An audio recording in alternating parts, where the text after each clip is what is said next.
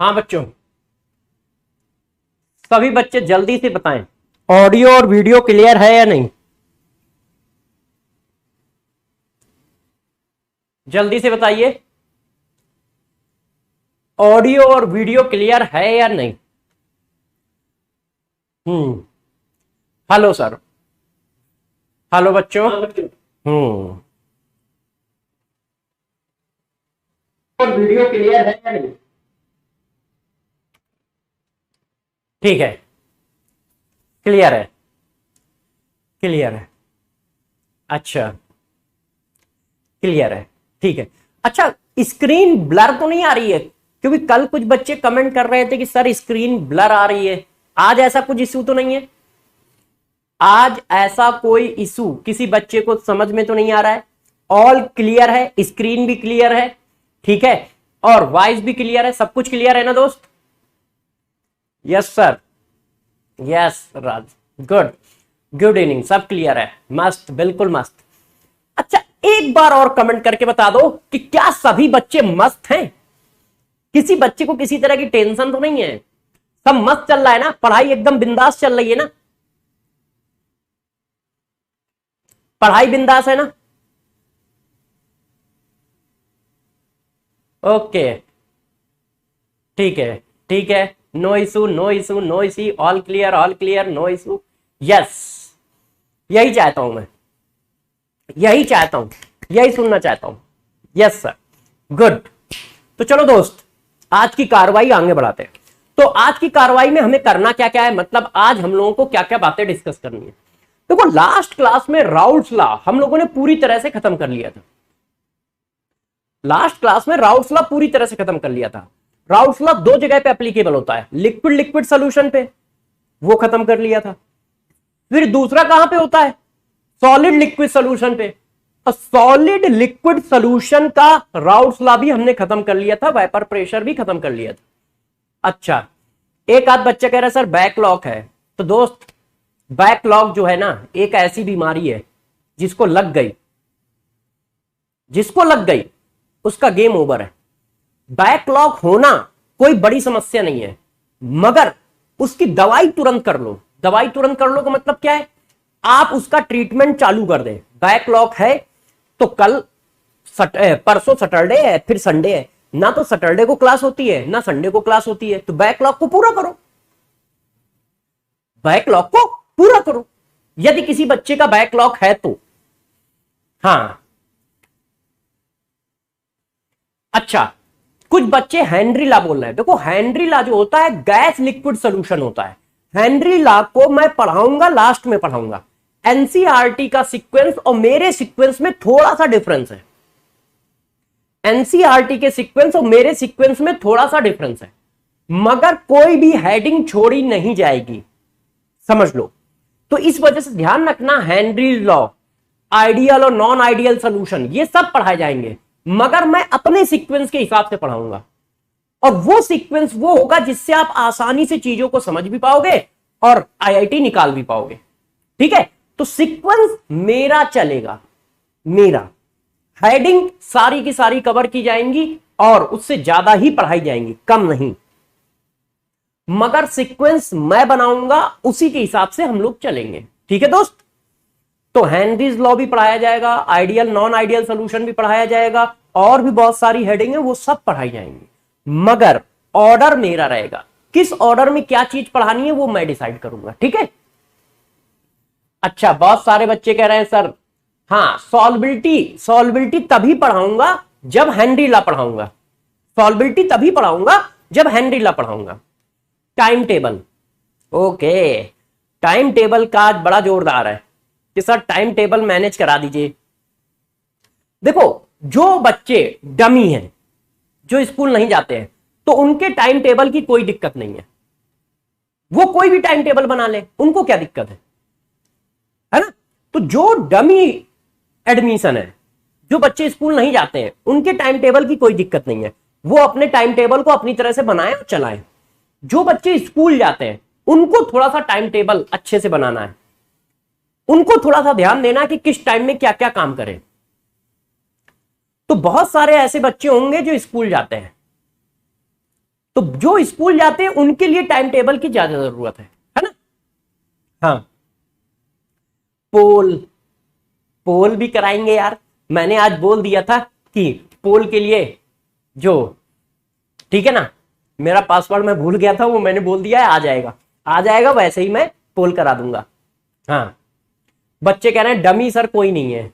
अच्छा, तुम्हें नहीं पता है इसमें डमी स्टूडेंट भी है, हमें पता है। हम लोगों के पास मैसेज आते हैं ना बच्चों के, है कोई कहीं किसी, सोशल मीडिया इतना बड़ा प्लेटफॉर्म है, कहीं ना कहीं से मैसेज आते रहते हैं, तो उस मैसेज से हम लोगों को पता रहता है कि बच्चे डमी भी है वैसे भी है। हाँ ठीक है, चलिए टाइम टेबल मैं बनाऊंगा, आपका टाइम टेबल नेक्स्ट क्लास में डिस्कस करूंगा, आज नहीं। क्यों? क्योंकि आज मैंने कुछ सोचा नहीं है उसके बारे में, रैंडम बताऊंगा तो कोई चीज मिस हो सकती है। तो मंडे को आपका मस्त टाइम टेबल बनाएंगे हम लोग, मंडे को, क्योंकि कल मेरी क्लास होगी नहीं, ठीक है, और सैटरडे संडे आपकी छुट्टी रहती है, तो मंडे को मैं वापस आऊंगा क्लास में। तो मंडे को हम लोग मस्त टाइम टेबल डिस्कस करेंगे 5 मिनट में। हाँ, कोई बात नहीं, यदि कोई डमी स्टूडेंट नहीं है तो कोई बात नहीं, और है तो भी कोई बात नहीं है, वैसे हैं। चलिए आ जाइए, अब हम लोग अपने टॉपिक पे आते हैं, जैसा हम लोग करते हैं। अच्छा ये बताओ, बस इतनी सी बात बताओ, हाँ, जैसे बहुत सारे बच्चों को टाइम टेबल की खुराक चाहिए कि सर टाइम टेबल बना दो, मगर मैं सभी बच्चों को एक एडवाइस दूंगा, क्या? कोशिश ये करो कि अपना टाइम टेबल खुद बनाओ, कोशिश ये करो कि अपना टाइम टेबल खुद बनाओ। क्यों? हम किसी दूसरे के टाइम टेबल के हिसाब से नहीं चल पाते, और इस बात को मैं बहुत सिंपल फॉर्म में बताता भी हूं, समझाता भी हूं। एक बहुत सिंपल एग्जांपल देता हूं, देखो हमको भी वही टाइम मिलता है पढ़ाने का, वही टाइम मैथ वाले सर को भी मिलता है, मतलब सचिन सर को भी मिलता है, उतना ही टाइम राजवंत सर को मिलता है, उतना ही टाइम हमें भी मिलता है। मगर आप देखोगे तीनों टीचर के पढ़ाने का स्टाइल अलग अलग है? तीनों टीचर के पढ़ाने का स्टाइल अलग अलग है। इसका मतलब समझ रहे हो? इसका मतलब हर बच्चे के पढ़ने का भी स्टाइल अलग अलग है। कोई बच्चा सुबह उठ के जल्दी पढ़ना पसंद करता है, कोई बच्चा रात में देर तक जग के पढ़ना पसंद करता है, कोई बच्चा दोपहर में पढ़ना पसंद करता है, कोई बच्चा शाम को पढ़ना पसंद ही नहीं करता है, वो शाम को अपना खेलना कूदना और बाहर टहलना पसंद करता है। तो टाइम टेबल यदि आप बनाओगे तो वो सबसे बेस्ट टाइम टेबल होगा। क्यों? क्योंकि उस टाइम टेबल को आप अपने में ढालोगे, तो तुम्हें पता होगा किस टाइम पे तुम पढ़ना पसंद करते हो, तो उस टाइम पे पढ़ने वाला टाइम टेबल बनाओगे। बस मेरा मानना इतना है कि टाइम टेबल बनाते समय इतना बात ध्यान रखना कि स्कूल के लिए क्लास के बाद स्कूल जाओ और कोचिंग की क्लास करो, मतलब ये हम लोगों की लाइव क्लास करो, इसके बाद टोटल 5 घंटे पढ़ने के लिए निकालो, बस 5 से ज्यादा नहीं, टोटल 5 घंटे, और 5 घंटे से ज्यादा निकलेंगे भी नहीं, टोटल 5 घंटे। 5 घंटे में 2 घंटे स्कूल, 3 घंटे कोचिंग, 5 घंटे में 2 घंटे स्कूल, 3 घंटे में कोचिंग। और यदि कभी कभी स्कूल का बर्डन बढ़ जाए तो रेशियो को पलट दो, 3 घंटे स्कूल, 2 घंटे कोचिंग, होमवर्क, बस। और सैटरडे संडे ज्यादा कर लो, 8-8, 9-9 घंटे पढ़ लो। क्यों? सैटरडे संडे क्लास भी नहीं होती है, मतलब कोचिंग की क्लास नहीं होती है, इंस्टीट्यूट की क्लास नहीं होती, लाइव क्लास नहीं होती, और साथ साथ से बहुत सारे स्कूल है जिनकी सैटरडे भी ऑफ रहता है, संडे तो ऑफ रहता ही, साथ साथ में सैटरडे भी ऑफ रहता है। तो सैटरडे संडे वो बढ़ाकर 8 घंटे सेल्फ स्टडी कर दो। तो अभी क्या करना है, जब तक स्कूल और इंस्टीट्यूट दोनों चल रहे हैं तब तक आप सेल्फ स्टडी का टाइम 4 से 5 घंटे रखो। पहला पॉइंट दिमाग में ये बात बैठा लो कि कम से कम 5 घंटे की सेल्फ स्टडी चाहिए, पहला पॉइंट ये बैठा लो।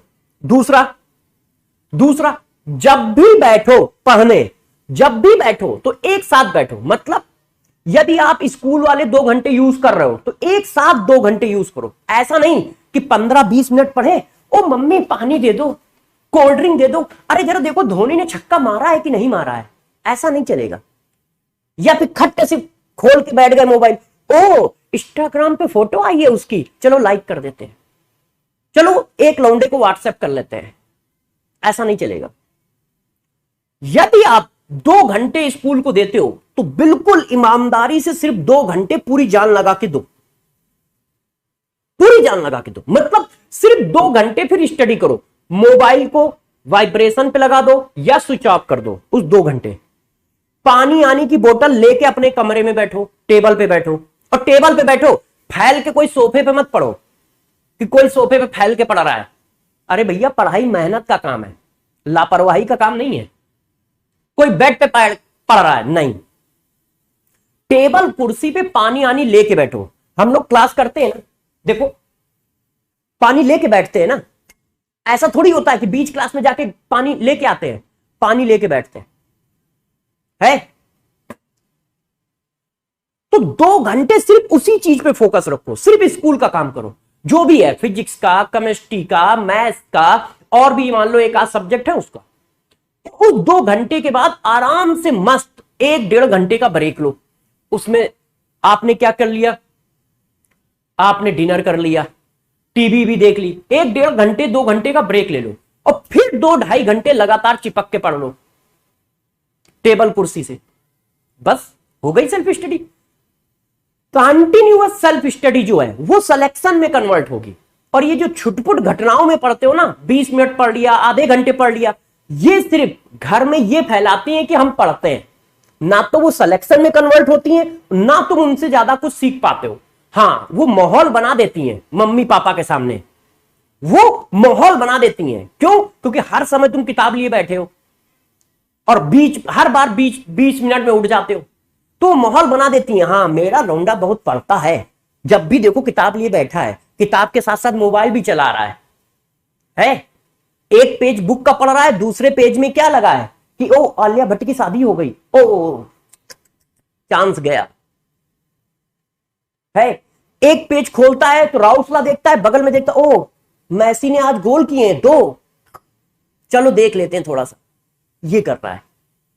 तो घर में माहौल तो उसका अच्छा बन जाता है कि मेरा लड़का पढ़ रहा है, मेरी बिटिया पढ़ रही है, मेरी बिटिया इंजीनियर बनेगी,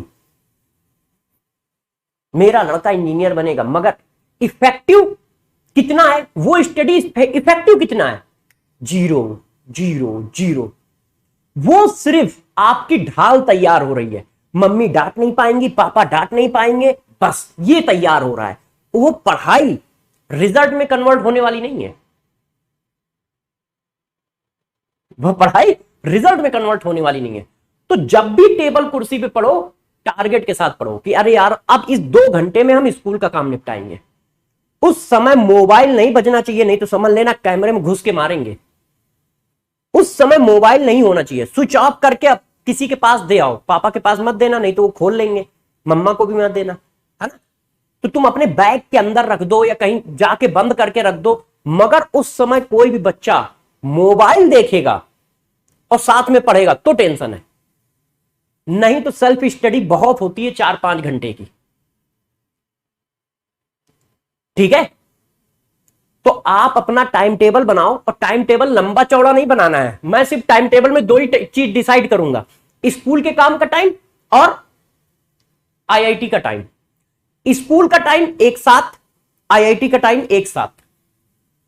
ऐसा नहीं है आधे आधे घंटे का टाइम टेबल, आधे आधे घंटे के टाइम टेबल से कुछ नहीं होता है। एक साथ 2 घंटे बैठ के पढ़ो, स्कूल का सारा काम निपटाओ, फिर एक साथ 2-2.5 घंटे 3 घंटे पढ़ो, हम तीनों लोगों का एक साथ काम निपटाओ। और वैसे मैं काम देता ही कितना हूं, एनसीईआरटी के क्वेश्चन इंपॉर्टेंट टफ यहां करा देता हूं, आईआईटी के सारे क्वेश्चन यहां करा देता हूं, होमवर्क में 3-4 क्वेश्चन देता हूं, और 2-3 दिन में एक डीपीपी देता हूं। वो कितना बड़ा काम है कि नहीं? तो चलो आ जाओ, पढ़ाई करते हैं।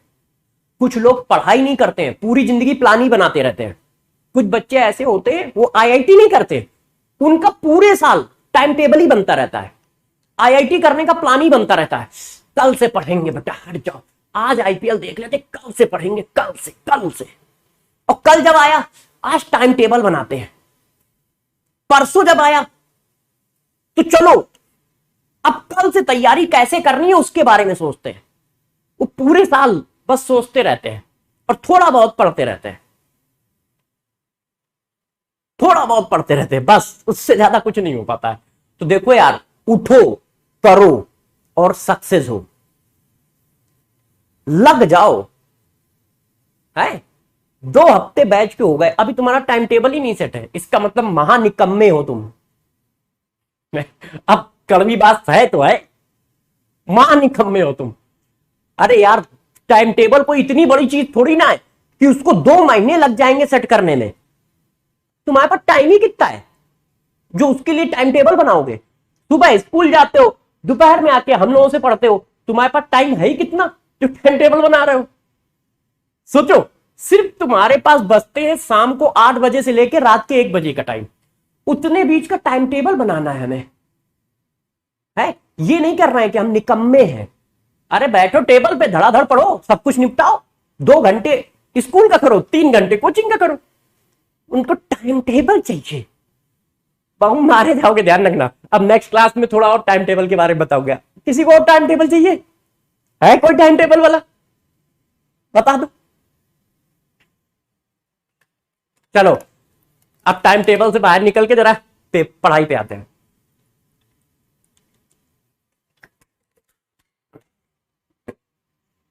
आओ, आज का प्रोग्राम चालू करते हैं। देखो, आज का प्रोग्राम क्या है? पहला क्वेश्चन, आप लोगों से पहला क्वेश्चन ये पूछा जा रहा है, इस क्वेश्चन को सॉल्व करना है। एनसीईआरटी का क्वेश्चन है, और ये क्वेश्चन ना सॉल्व करके ये वाला करो, ये वाला ज्यादा लॉजिकल है, ये मत करिए बच्चों। एक क्वेश्चन मैं आपके लिए और लाया था मस्त, वो कहां गया? ये नहीं है, वो कहां टाइप किया यार? ये वाला क्वेश्चन, ये सॉल्व करिए। सभी बच्चे इस क्वेश्चन को सॉल्व करेंगे। आपको देता हूं 30 सेकेंड, आंसर बताओ। देखता हूं कल तुमने क्या सीखा। हाँ, आंसर बताइए सभी लोग।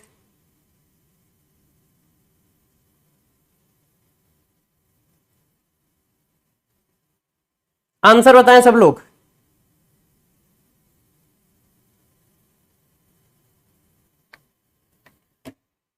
आंसर बताओ।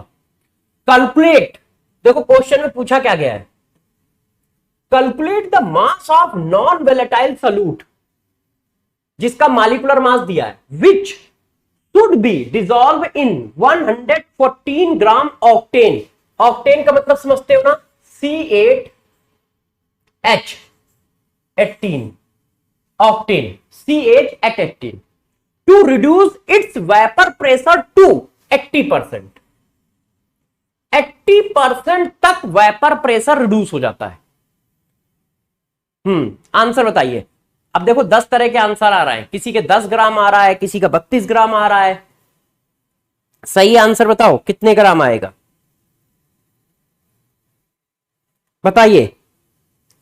वेरी गुड, जल्दी आंसर बताएं, तब तक मैं पोल का देखता हूं क्या हो सकता है।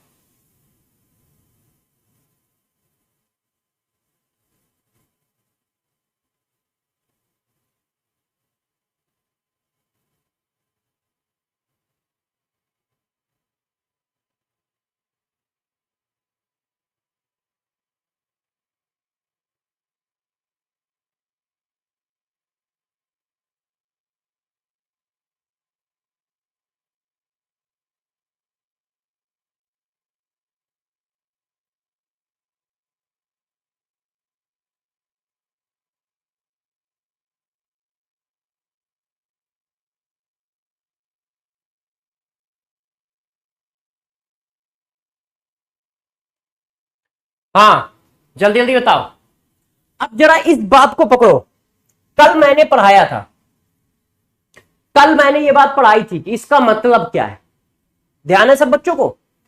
मैंने ये पढ़ाया था, देखो, P naught minus P S upon P not into 100, ये क्या है? कितने परसेंट वेपर प्रेशर रिड्यूस हो गया है, ये वो है। ये क्या था? कितने परसेंट वेपर प्रेशर रिड्यूस हो गया है। कितने परसेंट वेपर प्रेशर रिड्यूस हो गया है, वो ये था। अब वो क्या कह रहा है, calculate the mass of non volatile solute, molecular mass 40 gram per mole, मतलब मॉलिक्यूलर मास दिया है, which should be dissolved in 112 gram of octane to reduce its vapor pressure to 80%, जिससे उसका वेपर प्रेशर क्या है 80% तक रिड्यूस हो गया है। तो 80% रिड्यूस हो गया है, its vapour pressure reduce to 80%, तो 80% तक वेपर प्रेशर इसका रिड्यूस हो गया है? तो अब आपको करना क्या है, बस यार ये फार्मूला ही तो लगाना है। ये देखो यहां पर 100 का मल्टीप्लाई और वही 100 का मल्टीप्लाई यहां पर ऐसे। अब लिखोगे कैसे, ये मोल फ्रैक्शन है तो मोल फ्रैक्शन की वैल्यू कैसे लिखते हैं, मोल ऑफ सॉल्यूट, ये ऐसे। अब 100 टू 100 कट गया है कि नहीं भाई, इसको रियल वैल्यू बना लो, तो रियल वैल्यू बना लोगे, अब बस इस फार्मूले को लगा देना। देखो फार्मूला कैसे लगाओगे, मैं लिख दे रहा हूं। अब ये कैसे लिखा जाएगा, ऐसे। अब इसको कैसे लिखोगे, मास निकालना है तो वेट, मॉलिक्यूलर वेट 40, मास निकालना है मॉलिक्यूलर वेट 40, ऑक्टेन का वेट कितना है 112, मॉलिक्यूलर वेट कितना होगा 8 इंटू 12 प्लस 8 8 16 और 2 18, 1 इंटू 18, जोड़ो तो हथियार निकाल ले।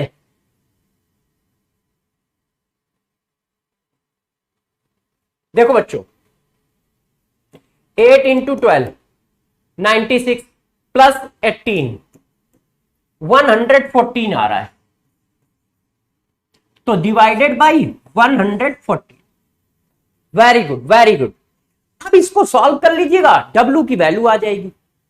हाँ गुड, इसको सॉल्व कर लीजिएगा, W की वैल्यू आ जाएगी। ठीक है, ये देखो अब आपको W चाहिए और ये वैल्यू क्या दी है, ये वैल्यू ये दी है, ये देखो। हाँ ठीक है, वेरी गुड वेरी गुड, अच्छे से सॉल्व कर लीजिएगा। ठीक है ठीक है, सॉल्व मैं नहीं कर रहा हूं, छोड़ दे रहा हूं। अब जरा देखो बच्चों, एक क्वेश्चन और, फिर इसके बाद हम लोग चलते हैं पढ़ाई पे। एक क्वेश्चन आपको और देना चाहता हूं, ये देखो इस क्वेश्चन को करो।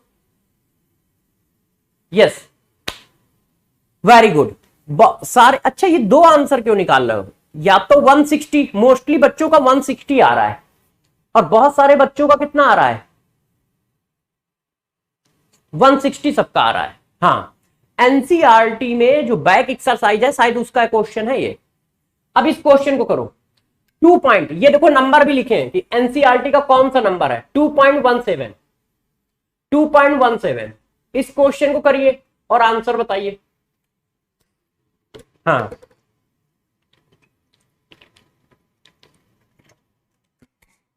अब कैलकुलेशन तो कर लेना यार, इसका आंसर बताओ।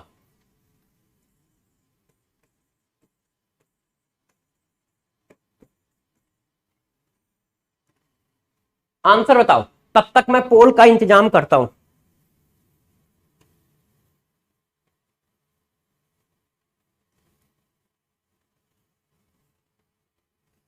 एक मिनट बच्चों, जल्दी आंसर बताइए, तब तक मैं पोल पे ये देखता हूं क्या हो सकता है।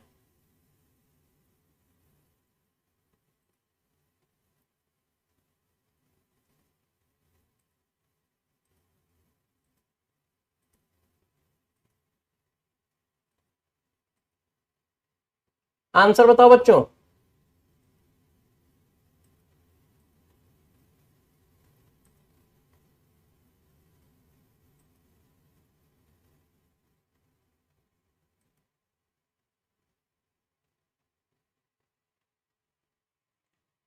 जल्दी आंसर बताइए।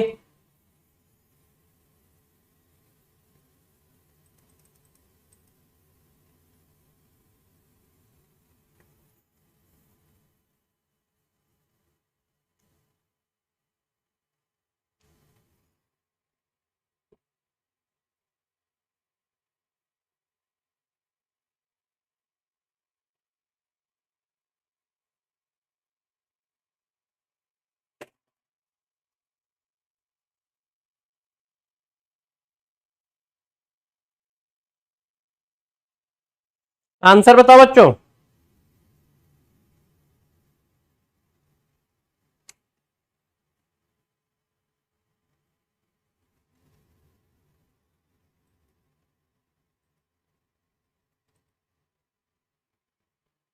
अच्छा, देखो पोल के लिए मैंने मैसेज डाल दिया है, अभी जैसे ही आ जाएगा पासवर्ड वैसे ही मैं पोल भी कराऊंगा।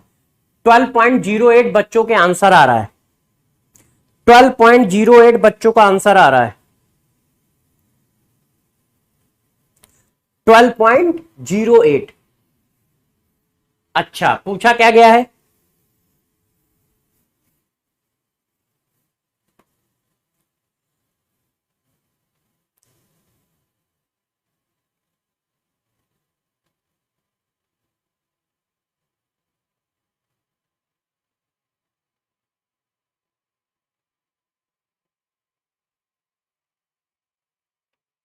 पूछा क्या गया है? देखो बच्चों, the vapour pressure of water is, अब ये वाटर का वेपर प्रेशर दिया है, इसका मतलब पी नॉट की वैल्यू दी है kilo pascal at 300 kelvin temperature. Calculate the vapour pressure of 1 molal. अच्छा, कुछ बच्चे कह रहे हैं सर लास्ट क्वेश्चन को भी डिस्कस कर दो, इसको डिस्कस कर देता हूं, इसके बाद लास्ट क्वेश्चन को भी डिस्कस कर दूंगा, है ना।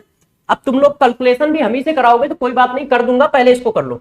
The vapour pressure of water is 12.3 kilo pascal at 300 kelvin. Calculate vapour pressure of 1 molal solution of non volatile solute. इसका मतलब पीएस की वैल्यू पूछ रहे हो और मोलरिटी कितनी दी है? 1। अब यार बताओ, इसमें मार खाने के पूरे चांस है कि नहीं है?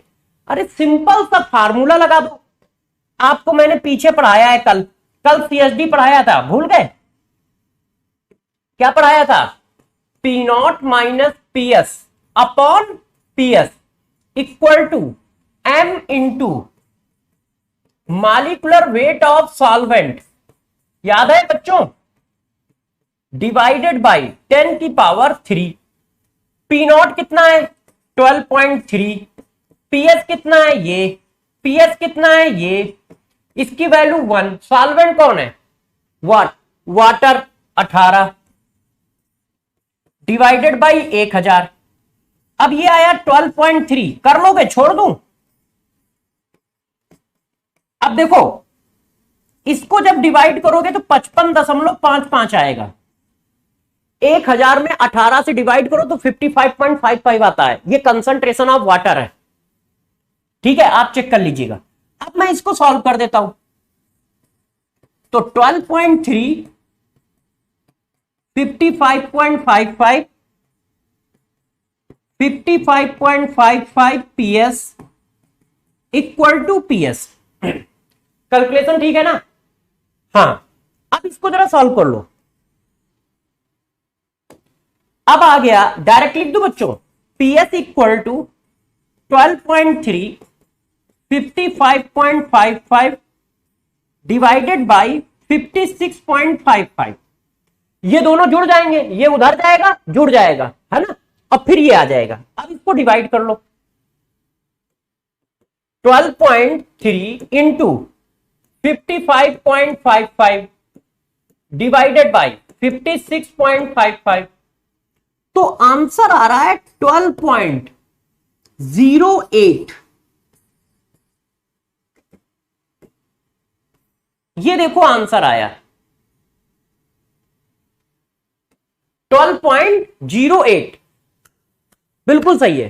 सारे बच्चों का आंसर सेम है, 12.08। 12.08 मेरा भी आंसर यही है, 12.08 बच्चों का आंसर भी यही है।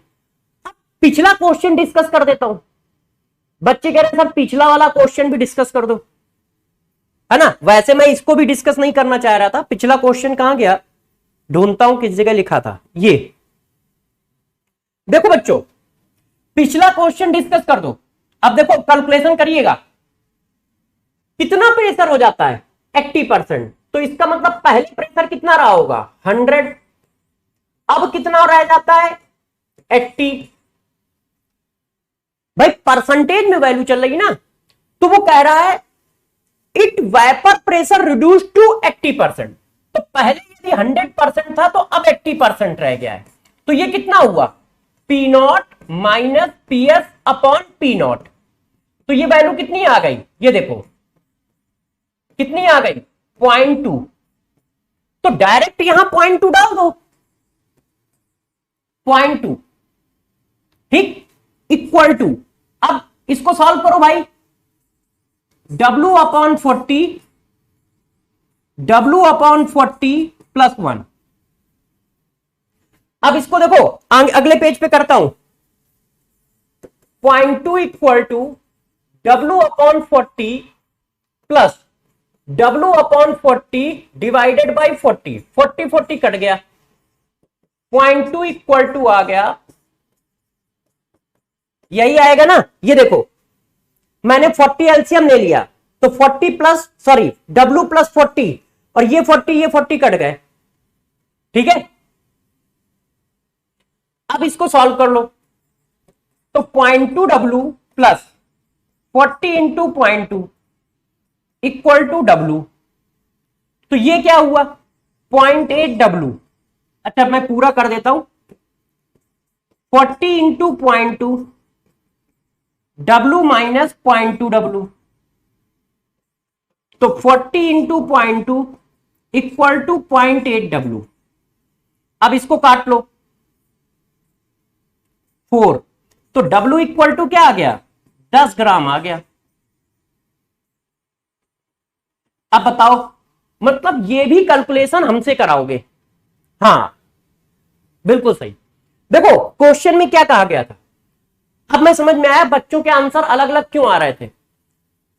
वो कह रहा है calculate the mass of non volatile solute which should be dissolve in 114 gram of octane to reduce its vapour pressure to 80%। यदि उसका 100% प्रेशर रहा होगा तो वो कितने परसेंट तक पहुंच गया है 80% तक। तो रिड्यूस कितना हो गया है, बचा कितना 20%। P naught minus P S upon P not, तो पी नॉट क्या है 100, पी एस क्या है 80 अपॉन पी नॉट क्या है ये, तो क्या आ गया ये आ गया। अब इसको काटोगे तो कितना आ जाएगा 0.2। इस 0.2 की वैल्यू यहां डाल दी। अब कैलकुलेशन चेक कर लो,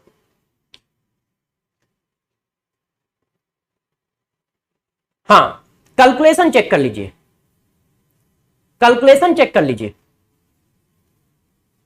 अच्छा चलिए अब आ जाओ इस पर, आज की हेडिंग पे आ जाते हैं। यदि किसी क्वेश्चन में कैलकुलेशन मिस्टेक है तो चेक कर लीजिएगा, वैसे कोई मिस्टेक नहीं है कैलकुलेशन की, मैंने देख ली है।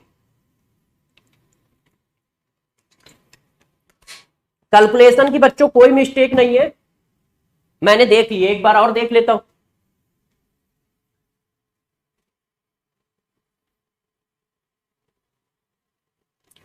हाँ कितने परसेंट रिड्यूस हो जाता है, तो 20% रिड्यूस हुआ, तो 0.2 और इसका मॉलिक्यूलर वेट 40 दिया है, इसका कितना आएगा 12 अट्ठे 96 और 96 और 10 196, ये तो ठीक लिखा है।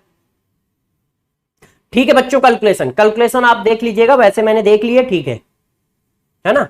40 कट गया तो ये आ गया, हाँ गुड। अच्छा ये इधर जाएगा, ठीक है 2 4 6 4, सही है बच्चों। आओ अब ये क्वेश्चन हम लोग बाद में करेंगे, पहले कुछ टॉपिक पढ़ लेते हैं।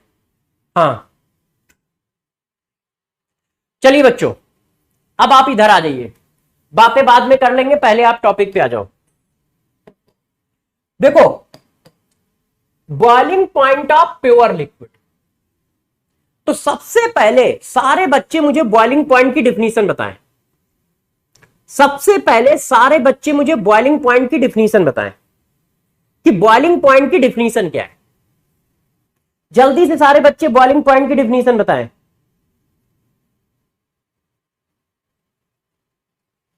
बॉइलिंग पॉइंट की डिफिनीशन बताइए। चलिए अब कैलकुलेशन बंद कर दीजिए, जितनी भी कैलकुलेशन होनी थी हो गई है, अब बॉइलिंग पॉइंट की डिफिनीशन बताओ। जिस जिस टेम्परेचर पे लिक्विड का वेपर प्रेशर एटमॉस्फेरिक प्रेशर के बराबर हो जाता है, जिस टेम्परेचर पर लिक्विड का वेपर प्रेशर एटमॉस्फेरिक प्रेशर के बराबर हो जाता है, उस टेम्परेचर को उस लिक्विड का बॉइलिंग पॉइंट कहते हैं। सही है, सही है। अब जरा देखो बच्चों, अब गौर से बातों को समझिएगा।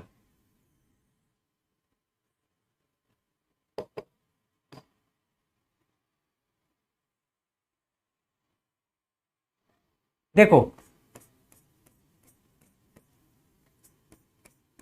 ये एक लिक्विड है,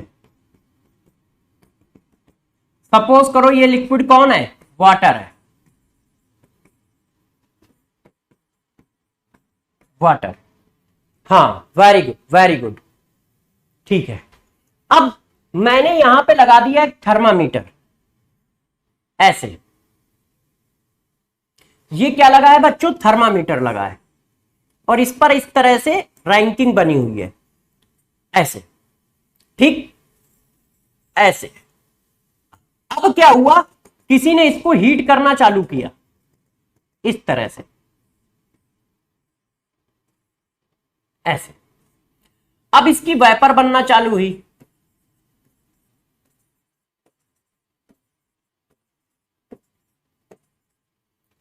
अब बाहर का प्रेशर कितना है, पी एक्सटर्नल। पी एक्सटर्नल को ही हम कहते हैं एटमॉस्फेरिक प्रेशर। कितना है, 1 एटमॉस्फेयर अप्रॉक्स। अब गौर समझिए, अब इसकी वेपर बनना चालू हुई, बनती गई, बनती गई, बनती गई। जब इसकी वेपर का वेपर प्रेशर, इसकी वेपर का वेपर प्रेशर एटमॉस्फेरिक प्रेशर के बराबर आ गया या पी एक्सटर्नल के बराबर आ गया, उस समय जो टेम्परेचर यहां पे आएगा, उस समय जो टेम्परेचर यहां पे दिखेगा, उसी को हम नाम दे देते हैं बॉइलिंग पॉइंट। तो बॉइलिंग पॉइंट क्या होता है, जिस टेम्परेचर पर लिक्विड की, जिस टेम्परेचर पर लिक्विड का वेपर प्रेशर एक्सटर्नल प्रेशर के बराबर हो जाए, या जिस टेम्परेचर पर लिक्विड का वेपर प्रेशर एटमॉस्फेरिक प्रेशर के बराबर हो जाए, उस टेम्परेचर को लिक्विड का बॉइलिंग पॉइंट कहते हैं। यस, लिक्विड का बॉइलिंग पॉइंट कहते हैं। सही है, बच्चों ने कहा। अब सुनते जाइएगा, इसका मतलब बॉइलिंग पॉइंट में हमें करना क्या होता है। अब मैं सीएचडी देने जा रहा हूं। बॉइलिंग पॉइंट में हमें करना क्या होता है, वेपर प्रेशर को एटमॉस्फेरिक प्रेशर के बराबर रखना होता है। बॉइलिंग पॉइंट में क्या करना होता है, वेपर प्रेशर को एटमॉस्फेरिक प्रेशर के बराबर लाना होता है कि नहीं। बताओ डिफिनीशन में कर क्या रहे हो, डिफिनीशन में आप ये कर रहे हो, आपने बोला है कि जिस टेम्परेचर पे लिक्विड का वेपर प्रेशर बाहर वाले प्रेशर के बराबर हो जाएगा, उस टेम्परेचर को बॉइलिंग पॉइंट बोलेंगे। इसका मतलब यदि कोई बच्चा, गौर सुनिए, हमारा पी एक्सटर्नल कितना है, ध्यान दीजिएगा बच्चों, हमारा पी एक्सटर्नल या पी एटमॉस्फेयर कितना है, 1 डिग्री, 1 एटमॉस्फेयर। तब वाटर का बॉइलिंग पॉइंट कितना था, वाटर का बॉइलिंग पॉइंट कितना था, 100 डिग्री सेंटीग्रेड। यदि मान लो पी एक्सटर्नल कोई चेंज करके कम कर दे, मतलब आधा कर दे, तो बताओ वाटर का बॉइलिंग पॉइंट 100 से ज्यादा आएगा कि कम आएगा, बताइए। अब आपसे एक क्वेश्चन है, मैंने क्या किया, यदि मैं बाहर एटमॉस्फेरिक प्रेशर को आधा कर दूं, तो वाटर का बॉइलिंग पॉइंट अभी भी 100 रहेगा या उससे कम आएगा, कम आएगा। लेस या ग्रेटर लिखना है, 100 से कम आएगा कि 100 से ज्यादा, आपको आंसर लेस या ग्रेटर में लिखना है। बस आप बताओ, कम आएगा तो कम लिख दो, ज्यादा आएगा तो ज्यादा लिख दो, बस। मैंने क्या किया है, एटमॉस्फेरिक प्रेशर की वैल्यू को आधा कर दिया है, तो बताओ कम, कम, कम। सही पकड़े हो यार दोस्त, सही पकड़ा है। तो बॉइलिंग पॉइंट में हमको करना क्या होता है, हमें कुछ नहीं करना है, हमें बस वेपर का प्रेशर बाहर के प्रेशर के बराबर करना है। यदि बाहर का प्रेशर कम है तो अंदर भी वेपर कम बनानी पड़ेगी। वेरी गुड, वेरी गुड, सभी लोग सही कह रहे हो, कम आएगा। मतलब ये जो टी की वैल्यू है ये लेस देन, अच्छा मान लो कोई बच्चा बाहर का प्रेशर बढ़ा देता तो बताओ। हाँ, तो इसका मतलब दिमाग में एक बात बैठा लो, क्या कि बॉइलिंग पॉइंट में हमें काम कुछ नहीं करना है, वेपर का प्रेशर बाहर के प्रेशर के बराबर करना होता है। यदि बाहर का प्रेशर कम हो गया तो वेपर प्रेशर भी कम हो जाएगा और बॉइलिंग पॉइंट पहले आ जाएगा। हाँ, गुड।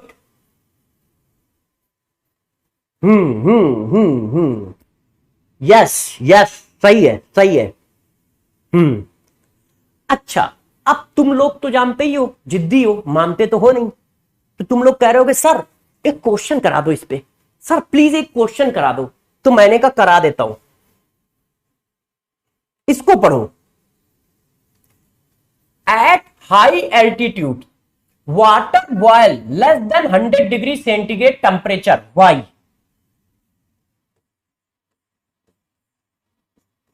बताओ भाई। हाई एल्टीट्यूड पर वाटर 100 डिग्री से पहले बॉयल हो जाता है, क्यों? समझना, हाई एल्टीट्यूड पे क्या होता है? हाई एल्टीट्यूड पे जो एक्सटर्नल प्रेशर होता है या कह सकते हो एटमॉस्फेरिक प्रेशर होता है, वो बच्चों लेस देन 1 होता है। जैसे जैसे ऊपर जाओगे तो वेपर एक्सटर्नल प्रेशर कम होता चला जाएगा। अब बताओ, यदि प्रेशर लेस देन 1 हो गया तो टेम्परेचर भी क्या होगा? लेस देन 100 हो जाएगा। बॉइलिंग पॉइंट भी क्या हो जाएगा? लेस देन 100 हो जाएगा। बिकॉज क्योंकि एक्सटर्नल प्रेशर या एटमॉस्फेरिक प्रेशर लेस देन 1 हो गया है। तो हाई एल्टीट्यूड पर वाटर जो है 100 डिग्री से पहले ही बॉयल हो जाता है, मतलब वाटर का बॉइलिंग पॉइंट 100 से कम आता है। क्यों कम आता है? क्योंकि एक्सटर्नल प्रेशर वहां पर कम होता है।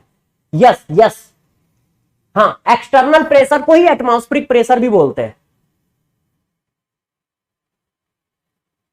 एटमॉस्फेरिक प्रेशर लो है, हाँ, लो का मतलब 1 से कम वैल्यू है। हाई एल्टीट्यूड पे एटमॉस्फेरिक प्रेशर या एक्सटर्नल प्रेशर की वैल्यू 1 से कम है, इसलिए बॉइलिंग पॉइंट क्या आएगा? कम आएगा। सही है, सही है, बिल्कुल सही है, बिल्कुल सही है, सही कह रहे हो।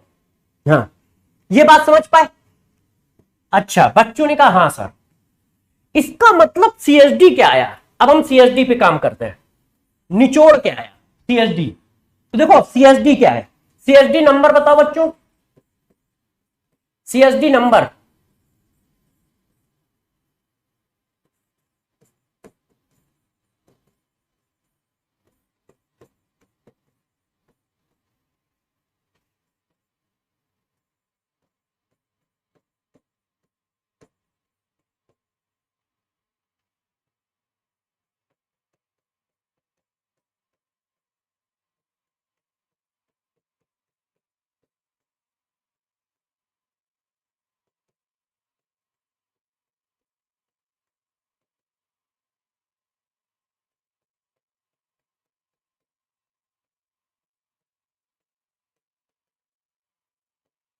सीएसडी नंबर कितना है? 23। अच्छा,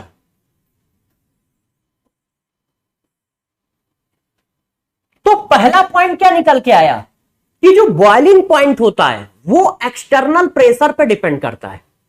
यदि एक्सटर्नल प्रेशर नहीं होगा तो किसी लिक्विड का बॉइलिंग पॉइंट भी डिफाइन नहीं होगा। तो इसका मतलब यह हुआ कि बॉइलिंग पॉइंट डायरेक्टली प्रोपोर्शनल है एक्सटर्नल प्रेशर के। एक्सटर्नल प्रेशर ज्यादा तो बॉइलिंग पॉइंट ज्यादा, एक्सटर्नल प्रेशर ज्यादा तो बॉइलिंग पॉइंट ज्यादा, है कि नहीं? और जर्नली क्या होता है, हम लोग जितना भी एक्सपेरिमेंट करते हैं वो सब 1 एटमॉस्फेरिक प्रेशर के रिस्पेक्ट में करते हैं। अंकित कह रहा है पोल। बेटा पोल को ही इतनी देर से चेक कर रहा था कि पोल का शायद पासवर्ड आ जाए मेरे पास, है ना, तो वो आज पोल हो नहीं पाएगा क्योंकि मेरा पासवर्ड अभी मेरे पास भेजा नहीं गया है। ठीक है, तो पोल यदि अभी पासवर्ड आ जाता है तो पोल भी कराएंगे, तब तक आप ऐसे ही काम चलाओ। तो देखो पहला पॉइंट दिमाग में बैठा लो कि यदि एक्सटर्नल प्रेशर चेंज होगा तो बॉइलिंग पॉइंट चेंज हो जाएगा। इन जनरल बॉइलिंग पॉइंट एक कांस्टेंट वैल्यू है, इन जनरल बॉइलिंग पॉइंट एक कांस्टेंट वैल्यू है, मगर यदि कहीं किसी ने एक्सटर्नल प्रेशर को चेंज किया तो बॉइलिंग पॉइंट लिक्विड का चेंज हो जाएगा। बच्चों ने कहा हां ठीक है, और वो किसके डिपेंड करेगा, एक्सटर्नल प्रेशर बढ़ेगा तो बॉइलिंग पॉइंट बढ़ेगा, एटमॉस्फेरिक प्रेशर ये। अच्छा दूसरा पॉइंट जरा समझो, सबसे इंपॉर्टेंट दूसरा पॉइंट है, दूसरा point, boiling point only defined in presence of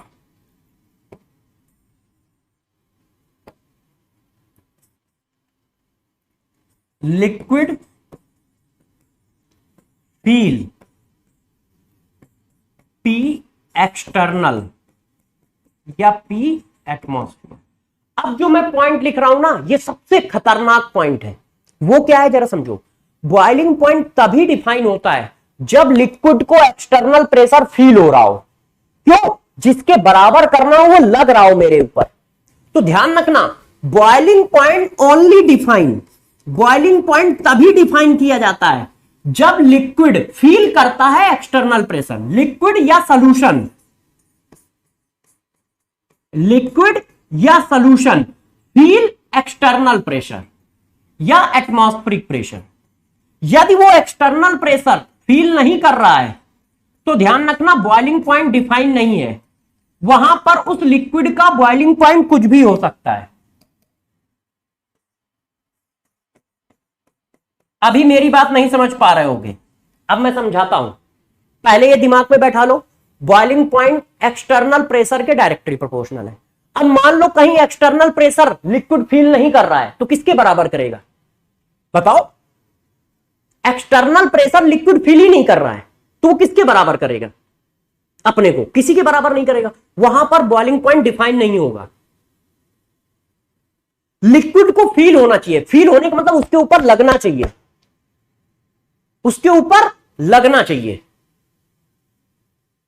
जैसे फॉर एग्जाम्पल देखो जरा, फॉर एग्जाम्पल देता हूं, रिजिड कंटेनर,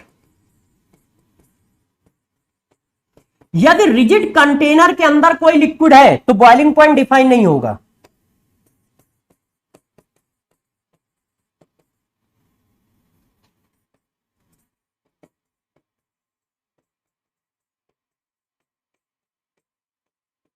वहां पर बॉइलिंग पॉइंट डिफाइन नहीं होगा, मतलब वहां बॉइलिंग पॉइंट आप निकाल नहीं सकते हो यदि कोई रिजिड कंटेनर है। हाँ वैक्यूम है, एक बच्चा वैक्यूम भी लिख रहा है, बिल्कुल सही है, हम वो चीज लिख रहे हैं जिसकी अपने को जरूरत है ना, वो बच्चा बिल्कुल सही लिख रहा है, मगर हम वो एग्जांपल देंगे जिसको हमें जरूरत है, तो बिल्कुल सही लिख रहा है। तो जरा गौर से समझो, जैसे प्रेशर कुकर होता है, प्रेशर कुकर के अंदर जो पानी है, प्रेशर कुकर के अंदर जो पानी है वो 100 डिग्री सेंटीग्रेड पे बॉयल नहीं होगा। क्यों नहीं होगा, उसका बॉइलिंग पॉइंट 100 डिग्री सेंटीग्रेड नहीं है। क्यों, क्योंकि प्रेशर कुकर को एटमॉस्फेरिक प्रेशर फील ही नहीं होता है। क्यों, क्योंकि प्रेशर कुकर की बॉडी रिजिड है, बॉडी रिजिड है, इसी वजह से प्रेशर कुकर पे क्या होता है, खाना जल्दी बनता है। ये देखो अगला question, why pressure cooker reduce cooking time, pressure cooker cooking time को कम क्यों कर देता है, रीजन क्या है, क्या रीजन है, because boiling point of water not defined, वहां पर वाटर का बॉइलिंग पॉइंट डिफाइन नहीं है, जिसकी वजह से क्या होगा, वो टेम्परेचर बढ़ाता चला जाएगा और वेपर जो है वो फूड को गला देगी। टेम्परेचर बढ़ता चला जाएगा, बढ़ता चला जाएगा, बढ़ता चला जाएगा, और टेम्परेचर बढ़ता जाएगा तो वेपर बनती चली जाएगी। अब इक्विलिब्रियम नहीं आएगा, वेपर और लिक्विड के बीच में कोई इक्विलिब्रियम नहीं आएगा, बस वेपर बनती चली जाएगी, बनती चली जाएगी, बनती चली जाएगी, और वो वेपर फूड के ऊपर प्रेशर डालेगी और प्रेशर डालने से वो चीज और जल्दी गल जाएगी, प्रेशर डालने से वो और जल्दी गल जाएगी। तो प्रेशर कुकर फूड के मतलब प्रेशर कुकर टाइम को रिड्यूस क्यों करता है, कुकिंग टाइम को? उसका रीजन है क्योंकि वहां पर वाटर का बॉइलिंग पॉइंट डिफाइन नहीं है। तो वेपर प्रेशर ऑफ वाटर या लिक्विड रिड्यूस कुकिंग टाइम।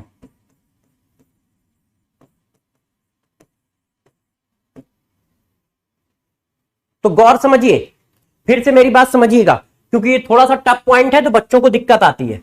मैंने क्या बताया? मैंने ये बात बताई कि जो लिक्विड का वेपर प्रेशर होता है वो एक्सटर्नल प्रेशर पे डिपेंड करता है। क्यों?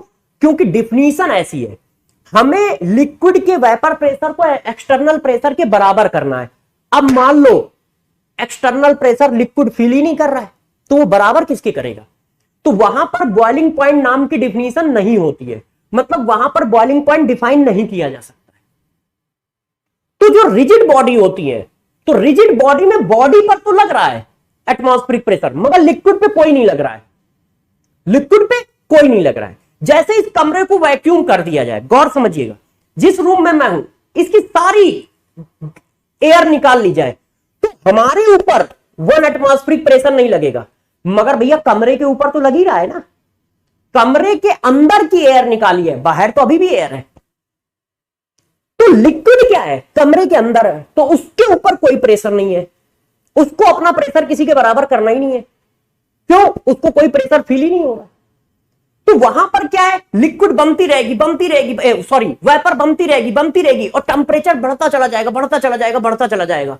और जब टेम्परेचर बढ़ता जाएगा तो वेपर प्रेशर अपने प्रेशर से वो फूड को क्या कर देता है? जल्दी से गला देता है, प्रेशर और टेम्परेचर की वजह से। तो कुकिंग टाइम कम हो जाता है। ऋषभ कौन है? ब्लॉक ऋषभ। अच्छा ऋषभ बेटा कौन हो तुम? है ना? देखो बैच चलते हुए बैच में किसी ने जरा सी बदतमीजी की तो ब्लॉक भी कर देंगे और बैच से भगा भी देंगे, ध्यान रखना। बैच से भगा भी देंगे मतलब ब्लॉक तो कराना ही कराना है, फिर भगा भी देंगे। मतलब उस ब्लॉक को कोई ऐसा नहीं होगा कि नहीं तुमने कोई एप्लीकेशन लिख दी या कोई मेल डाल दी तो तुम्हें कह दिया जाएगा कि हाँ आ जाओ। नहीं, मैंने मना कर दिया तो बस मना कर दिया, फिर दुनिया की कोई ताकत तुम्हें अंदर नहीं ला सकती है। तो वैसे तो मैंने नहीं देखा कि ऋषभ बेचारा क्या कर रहा है, मगर कोई भी हो जरा सी इधर और उधर वाली बातें बैच के अंदर नहीं, सिर्फ पढ़ाई की बातें। हाँ ठीक है, तो जो भी हो ऋषभ ध्यान दीजिएगा। चलो अब पढ़ाई पे आते हैं। तो सबसे पहला पॉइंट क्या हुआ? सबसे पहला पॉइंट हुआ कि लिक्विड का जो वेपर प्रेशर है, लिक्विड का जो बॉइलिंग पॉइंट है वो एक्सटर्नल प्रेशर पे डिपेंड करेगा। एक्सटर्नल प्रेशर बढ़ेगा कम होगा तो बॉइलिंग पॉइंट बढ़ेगा कम होगा। In general external pressure fix रहता है, इसीलिए किसी भी लिक्विड का बॉइलिंग पॉइंट भी फिक्स रहता है। In general external pressure fix रहता है तो किसी भी लिक्विड का बॉइलिंग पॉइंट भी फिक्स रहता है।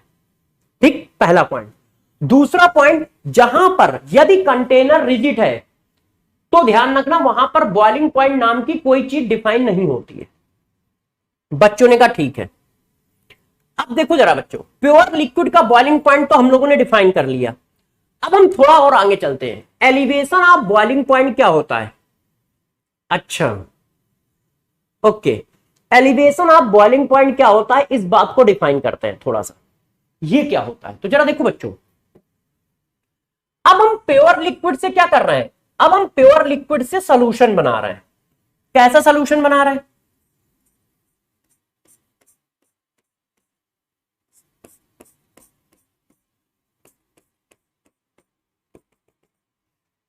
ओके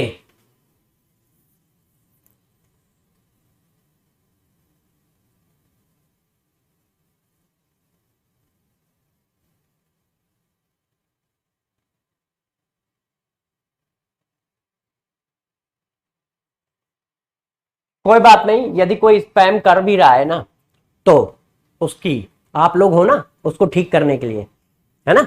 यदि कोई ऐसा है तो उसको ठीक कर दो तुम लोग किस लिए हो। और ब्लॉग की बात रही तो मैं नाम दे दूंगा इस बच्चे का, वो लोग देख भी रहे होंगे, कर देंगे। आओ आप लोग पढ़ाई पे ध्यान दो।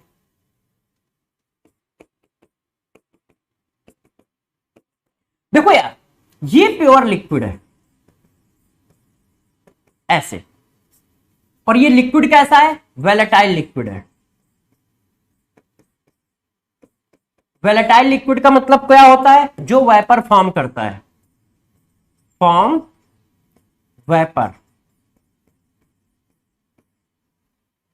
वेलेटाइल लिक्विड क्या होता है, जो वेपर फॉर्म करता है। तो देखो ये एक वेलेटाइल लिक्विड है, ठीक। अब इसमें क्या किया, मैंने नॉन वेलेटाइल सॉल्यूट डाल दिया, ये नॉन वेलेटाइल सॉल्यूट डाल दिया है, ये सॉल्यूट है, ये क्या है, non volatile solute. Non volatile solute का मतलब जो वेपर फॉर्म नहीं करता है ना।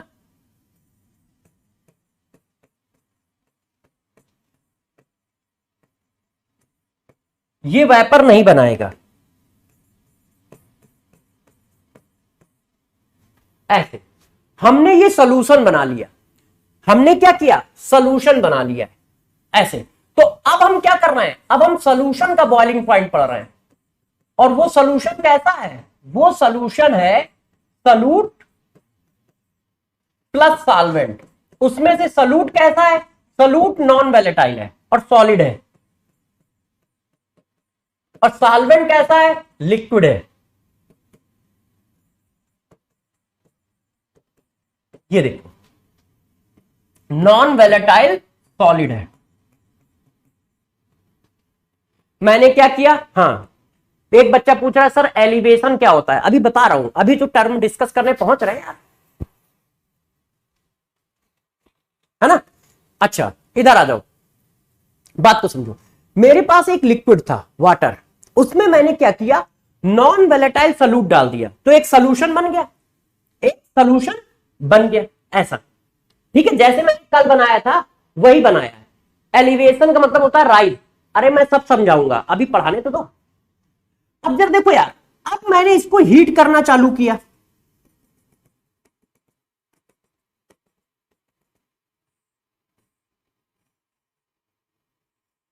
मैंने इसको हीट करना चालू किया, तो यार इसकी वेपर बनना चालू होगी। अब वेपर किसकी बनेगी, सॉल्यूट की तो बनेगी नहीं। क्यों सॉल्यूट की नहीं बनेगी, क्योंकि सॉल्यूट कैसा है, नॉन वेलेटाइल है। तो दोस्त वेपर किसकी बनेगी, वेपर बनेगी सिर्फ सॉल्वेंट की। ये क्या है, सॉल्वेंट वेपर, और ये क्या है, सॉल्वेंट लिक्विड। सॉल्वेंट वेपर और सॉल्वेंट लिक्विड के बीच में इक्विलिब्रियम आएगी ऐसे। क्यों, सॉल्यूट तो नॉन वेलेटाइल है, और नॉन वेलेटाइल है तो वो वेपर बनाएगा ही नहीं। व्हाट इज सॉल्बिलिटी, अंजू बेटा सॉल्बिलिटी अभी नहीं पढ़ा रहा हूं, क्यों परेशान हो, जब पढ़ाऊंगा तब डिफिनीशन बताऊंगा सॉल्बिलिटी क्या होती है। सॉल्बिलिटी तब पढ़ाऊंगा जब गैस लिक्विड सॉल्यूशन पढ़ाऊंगा। यहां पे कहीं गैस लिखा है नहीं, तो सॉल्बिलिटी की बात कहीं नहीं आएगी। यदि कोई बात आएगी तो मैं पढ़ाऊंगा, वो चाहे 11th की हो, चाहे 9th की हो, चाहे 10th की हो, है ना, मगर पढ़ाते समय नहीं। आप क्यों परेशान हो, जब आएगी तो पढ़ाऊंगा। हाँ ठीक है। कोई भी रिजिड बॉडी ओपन सिस्टम नहीं होगी। यदि ओपन सिस्टम हुई तो यार उसका एटमॉस्फेरिक प्रेशर अपने आप फिक्स होता है 1, है ना। व्हाट इज निगेटिव डेविएशन, अरे बेटा अभी मैं ये कुछ नहीं पढ़ा रहा हूं, जब जो पढ़ाऊंगा तब डिफाइन करूंगा, अभी जो डिफाइन कर रहा हूं उस पर फोकस करो। देखो मैंने क्या किया, हमारे पास एक लिक्विड लिया जो वेलेटाइल है। वेलेटाइल लिक्विड का मतलब होता है जो वेपर फॉर्म कर रहा है। उसमें मैंने क्या किया, नॉन वेलेटाइल सॉलिड सॉल्यूट डाल दिया और फिर उसको हीट किया। हीट करने पे क्या हुआ, इन दोनों के बीच में इक्विलिब्रियम आई ऐसे। हीट करोगे तो क्या होगा, इक्विलिब्रियम आएगी।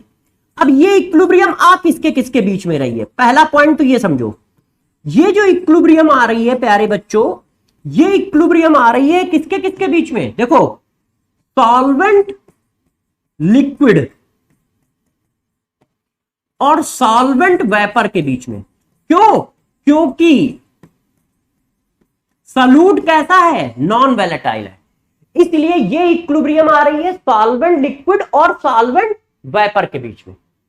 ध्यान रखिएगा, इन दोनों के बीच में इक्विलिब्रियम आ रही है। ये जो सॉल्वेंट लिक्विड है और ये जो सॉल्वेंट में वेपर आई है, इनके बीच में इक्विलिब्रियम आ रही है। पहला पॉइंट ये हुआ, बच्चों ने कहा ठीक। अब देखो, अब हम सॉल्यूशन का बॉइलिंग पॉइंट डिफाइन करेंगे। बॉइलिंग पॉइंट ऑफ सॉल्यूशन कैसे डिफाइन होगा? गौर से समझिएगा, गौर से समझिएगा, ध्यान दीजिए प्यारे बच्चों। लास्ट क्लास में हमने ये बात पढ़ी थी, सबको ध्यान है? P naught minus P S upon P naught equal to का ये राउल्स लॉ पढ़ा था कि नहीं पढ़ा था? बच्चों ने कहा हां। मैंने कहा जरा देखो, ये लिखा है, इसको मैं ऐसे लिख दूं तो किसी बच्चे को दिक्कत? यदि मैं इसको ऐसे लिख दूं तो क्या किसी बच्चे को दिक्कत? P naught minus P S equal to ये, इसको मैं इधर ले गया हूं ऐसे। बच्चों ने कहा नहीं। अच्छा, मैंने कहा यार मैं इसको ऐसे लिख दूं तो, गौर से देखते जाइए, इसको इधर लाया, उसको उधर ले गया। ये देखो, ध्यान दीजिए, इसको इधर ले आया, उसको उधर ले गया, तो ये आ गया ये P naught minus P naught equal to का ये। बच्चों ने कहा ठीक है। मैंने कहा दोस्त इसको ऐसे लिख दूं तो, समझ गए कि नहीं समझ गए? या फिर मैं समझाऊं? ये देखो, ऐसे और फिर ऐसे। बच्चों ने कहा हां सर, हमें कोई दिक्कत नहीं है। एक चीज मैंने ये लिखी, एक चीज मैंने ये लिखी। अब गौर से समझिएगा, ठीक है? गौर से बातों को समझिए। अब मैं आपसे पूछने वाला हूं कोई बात। पहला क्वेश्चन आपके लिए जो मैंने कल पढ़ाया था, जब हम किसी लिक्विड में नॉन वैलेटाइल सॉल्यूट मिलाते हैं तो वेपर प्रेशर ऑफ सॉल्यूशन क्या करता है? डिक्रीज करता है कि इंक्रीज? लिख के बताओ, इंक्रीज करेगा कि डिक्रीज? जब हम नॉन वैलेटाइल सॉल्यूट मिलाते हैं तो वेपर प्रेशर ऑफ सॉल्यूशन क्या होता है? डिक्रीज होता है ना? कल पढ़ाया था relative lowering of vapour pressure. Decrease, very good, decrease होता है। यस, डिक्रीज होता है, बहुत सही, बिल्कुल सही, डिक्रीज होता है। अच्छा, अब आप जरा गौर से मेरी बातों को समझिएगा और आंसर बताइएगा, आंसर बताइएगा।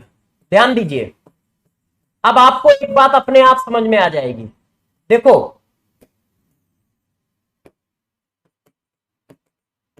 पहले ये लिक्विड था, हमें प्रेशर कितना लाना है? हमें प्रेशर लाना है 760 mm ऑफ Hg के बराबर, क्योंकि 760 mm ऑफ Hg को 1 एटमॉस्फेरिक करते हैं। तो यदि हमें किसी का बॉइलिंग पॉइंट डिफाइन करना है, हाँ decrease, very good very good very good. यदि हमें किसी का बॉइलिंग पॉइंट डिफाइन करना है तो हमें प्रेशर कितना करना है? इतना करना है। बच्चों ने कहा हाँ। सपोज करो, देखो 50 डिग्री सेंटीग्रेड पे हमने इसको 50 डिग्री तक हीट किया, तो वेपर प्रेशर कितना हो गया? 600 mm Hg हो गया। ये किसका है? पी नॉट का। अब यही लिक्विड में, गौर सुनिएगा, मैंने क्या बताया? कोई लिक्विड था, मैंने जब उसको 50 डिग्री तक हीट किया तो वेपर प्रेशर 600 mm Hg बना। तो क्या ये इसका बॉइलिंग पॉइंट है? बच्चे कहेंगे नहीं। क्या ये इसका बॉइलिंग पॉइंट है? बच्चे कहेंगे नहीं, ये इसका बॉइलिंग पॉइंट नहीं है। क्यों? बराबर होना चाहिए। मैंने कहा ठीक है। अब गौर समझना, इसी 50 डिग्री सेंटीग्रेड पे, इसी 50 डिग्री सेंटीग्रेड पे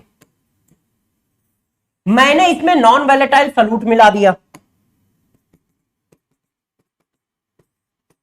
इसी 50 डिग्री सेंटीग्रेड पे मैंने इसमें नॉन वैलेटाइल सॉल्यूट मिला दिया। तो अब बताओ यहां का प्रेशर क्या आएगा?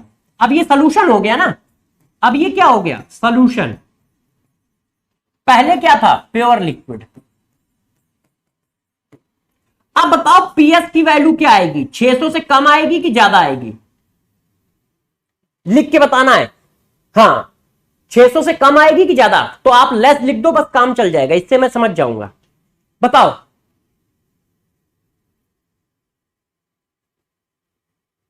कम।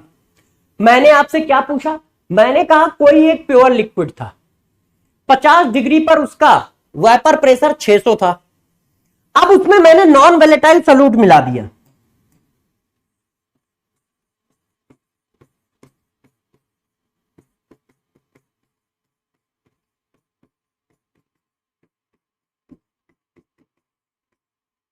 तो उसका वेपर प्रेशर क्या आएगा? 600 से कम। बच्चों ने कहा हां। बच्चों ने कहा हां।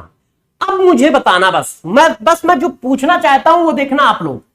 अब मुझे बताओ, ये जो है इसको 760 तक पहुंचने के लिए कुछ और टेम्परेचर लगेगा, और इसको भी 760 तक पहुंचने के लिए कुछ टेम्परेचर लगेगा। तो सपोज करो कि 70 डिग्री सेंटीग्रेड पर इसका प्रेशर 760 हो जाता है।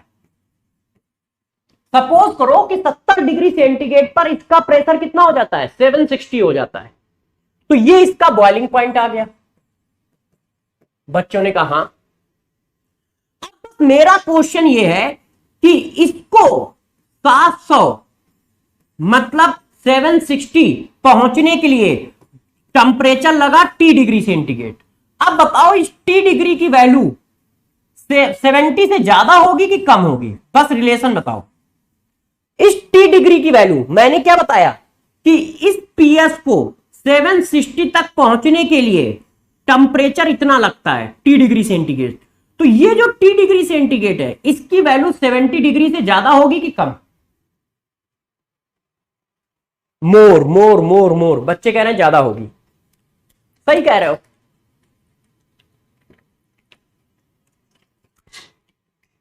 ज्यादा होगी। क्यों ज्यादा होगी? देखो, दोनों को वाइपर तो बराबर ही बनानी है भाई। 760 प्रेशर लाना है, तो 760 प्रेशर लाने के लिए वाइपर भी सेम अमाउंट की बनानी पड़ेगी। इसका प्रेशर इतना है, इसका मतलब इसके पास वाइपर ज्यादा है, तो इसको कम वाइपर बनानी पड़ेगी। इसका प्रेशर 600 से कम है, इसका मतलब इसके पास वाइपर कम है, तो इसको ज्यादा वाइपर बनानी पड़ेगी। और ज्यादा वाइपर बनाने के लिए टेम्परेचर ज्यादा देना पड़ेगा।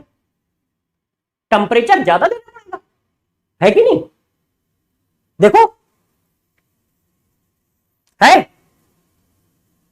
देखो, इसका मतलब यदि किसी लिक्विड में तुम नॉन वेलेटाइल सॉल्यूट मिला दोगे तो उसका बॉइलिंग पॉइंट बढ़ जाएगा। देखो, आप खुद लिख रहे हो, ये देखो, आपने यही तो लिखा है कि पहले से ज्यादा आएगा। एक बच्चा लेस कह रहा है, तो लेस वाले को मैं समझा देता हूं।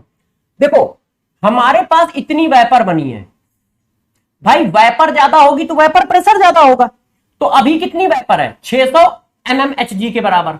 हमें यहां से यहां जाना है, तो हमें और वेपर बनानी है, तो मैंने टेम्परेचर और बढ़ाया, और 70 डिग्री जब टेम्परेचर पहुंचा तो वेपर इतनी बन गई। 50 डिग्री सेंटीग्रेड पर सॉल्यूशन के पास 600 से कम वेपर है, तो 600 से कम वेपर है, तो अब हम इसको यहां तक ले जाने के लिए 70 से ज्यादा टेम्परेचर देना पड़ेगा ना। क्यों? क्योंकि अभी हमारे पास 600 तक नहीं पहुंचे हैं। तो पहले तो 600 पहुंचोगे, फिर 700 पहुंचोगे, फिर 760 पहुंचोगे, उसके लिए ज्यादा टेम्परेचर लगेगा। इसका मतलब हुआ कि जब किसी लिक्विड में नॉन वेलेटाइल सॉल्यूट मिलाते हैं तो बॉइलिंग पॉइंट बढ़ जाता है, और बढ़ने को ही कहा जाता है एलिवेशन, इंक्रीज। तो जब भी कहीं प्योर लिक्विड में नॉन वेलेटाइल सॉल्यूट मिलाया जाएगा तो उसका बॉइलिंग पॉइंट क्या होगा? बढ़ जाएगा। उसका बॉइलिंग पॉइंट क्या होगा दोस्त? बढ़ जाएगा। तो पहला पॉइंट हमारे पास ये आया। पहला पॉइंट क्या आया? पहला पॉइंट हमारे पास निकल के ये आया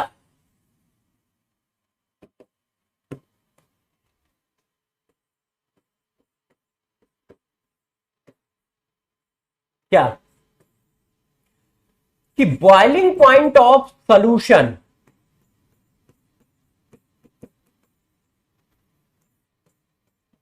delta TB of solution always greater than होगा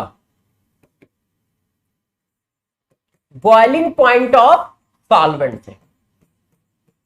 पहला पॉइंट निकल के ये आएगा।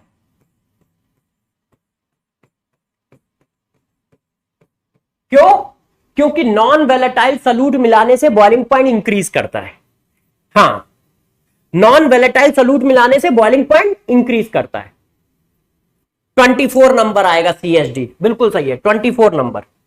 तो मैंने क्या बताया कि यदि किसी लिक्विड में हम नॉन वेलेटाइल सॉल्यूट मिला देंगे तो बॉइलिंग पॉइंट बढ़ जाएगा। तो इसका मतलब हुआ कि बॉइलिंग पॉइंट ऑफ सॉल्यूशन जो होगा वो हमेशा ज्यादा होगा बॉइलिंग पॉइंट ऑफ सॉल्वेंट से। बॉइलिंग पॉइंट ऑफ सॉल्यूशन हमेशा ज्यादा होगा बॉइलिंग पॉइंट ऑफ सॉल्वेंट से। अब कितना ज्यादा होगा? बच्चों ने कहा सर कितना ज्यादा होगा? तो मैंने कहा यार डिफरेंस कर लो, माइनस कर लो। तो देखो कितना ज्यादा होगा, उसको बोलते हैं डेल्टा टीबी, और वो क्या आएगा? Boiling point of solution minus boiling point of solvent. कितना ज्यादा आएगा? इतना ही तो ज्यादा आएगा। और इसी को कहा जाता है एलिवेशन ऑफ बॉइलिंग पॉइंट।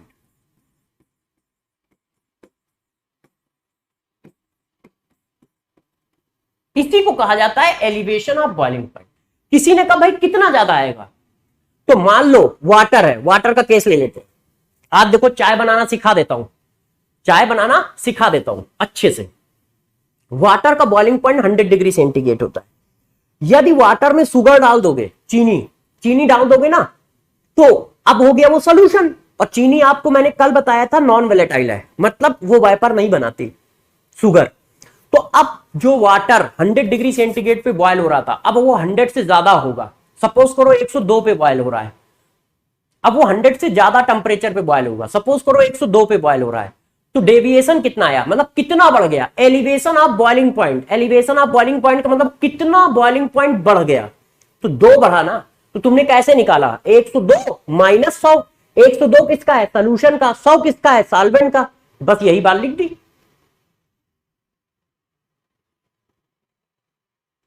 हाँ 2, वेरी गुड, यही बात लिख दी। तो जब तुम पानी में चीनी डाल देते हो तो ध्यान रखना, चाय जो है ज्यादा टेम्परेचर पे उबलेगी और पानी कम टेम्परेचर पे उबला है। हाँ 2, वेरी गुड, 2 सही है, 2।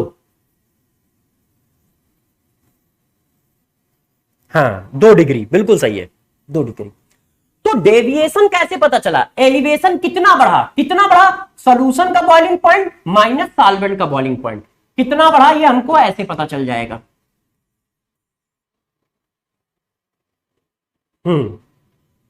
ठीक है। बच्चों ने कहा सर जो आप न्यूमेरिकल फॉर्म में बता रहे हो, क्या इसका ग्राफिकल रिप्रेजेंटेशन दे सकते हो? जो आप न्यूमेरिकल फॉर्म में बता रहे हो, क्या इसका ग्राफिकल रिप्रेजेंटेशन दे सकते हो? तो मैंने कहा दे सकते हैं। अभी CSD में आके वापस फिर लिखूंगा, पहले इस बात का ग्राफिकल रिप्रेजेंटेशन दे दिया जाए। देखो बच्चों, अब हम लोग इसका ग्राफिकल रिप्रेजेंटेशन दे रहे हैं।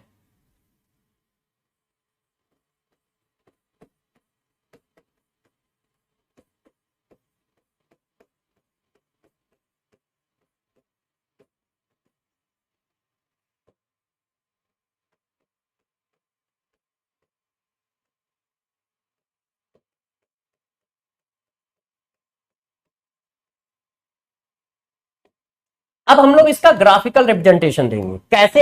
ध्यान दीजिए, ग्राफ बनाते हैं। जो बात अभी तक हम लोगों ने लैंग्वेज के फॉर्म में बोली है, अब उसी बात को हम लोग ग्राफ के फॉर्म में लिखते हैं। देखो इधर है वेपर प्रेशर, इधर वेपर प्रेशर की लाइन है, और इधर क्या है बच्चों? इधर है टेम्परेचर, इधर टेम्परेचर की लाइन है। और ये लाइन देखो कौन सी है? ये लाइन,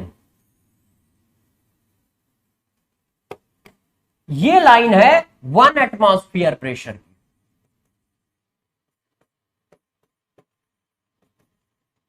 ये देखो, पहले इतनी बात समझ गए सब लोग? इतनी बात समझे? मैंने क्या क्या किया जरा समझो। वाई एक्सेस पे वेपर प्रेशर ऑफ लिक्विड रखा,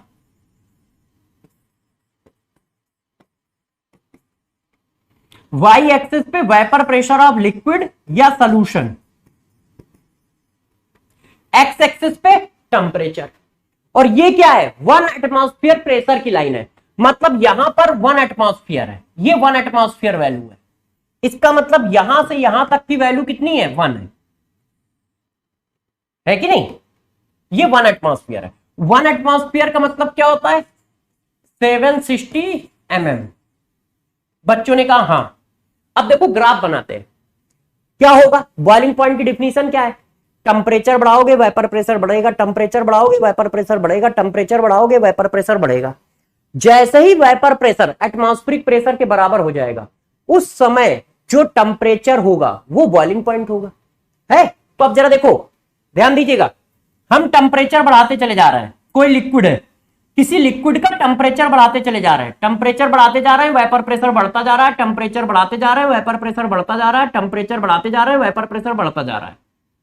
ये कोई प्योर लिक्विड है, मतलब सॉल्वेंट।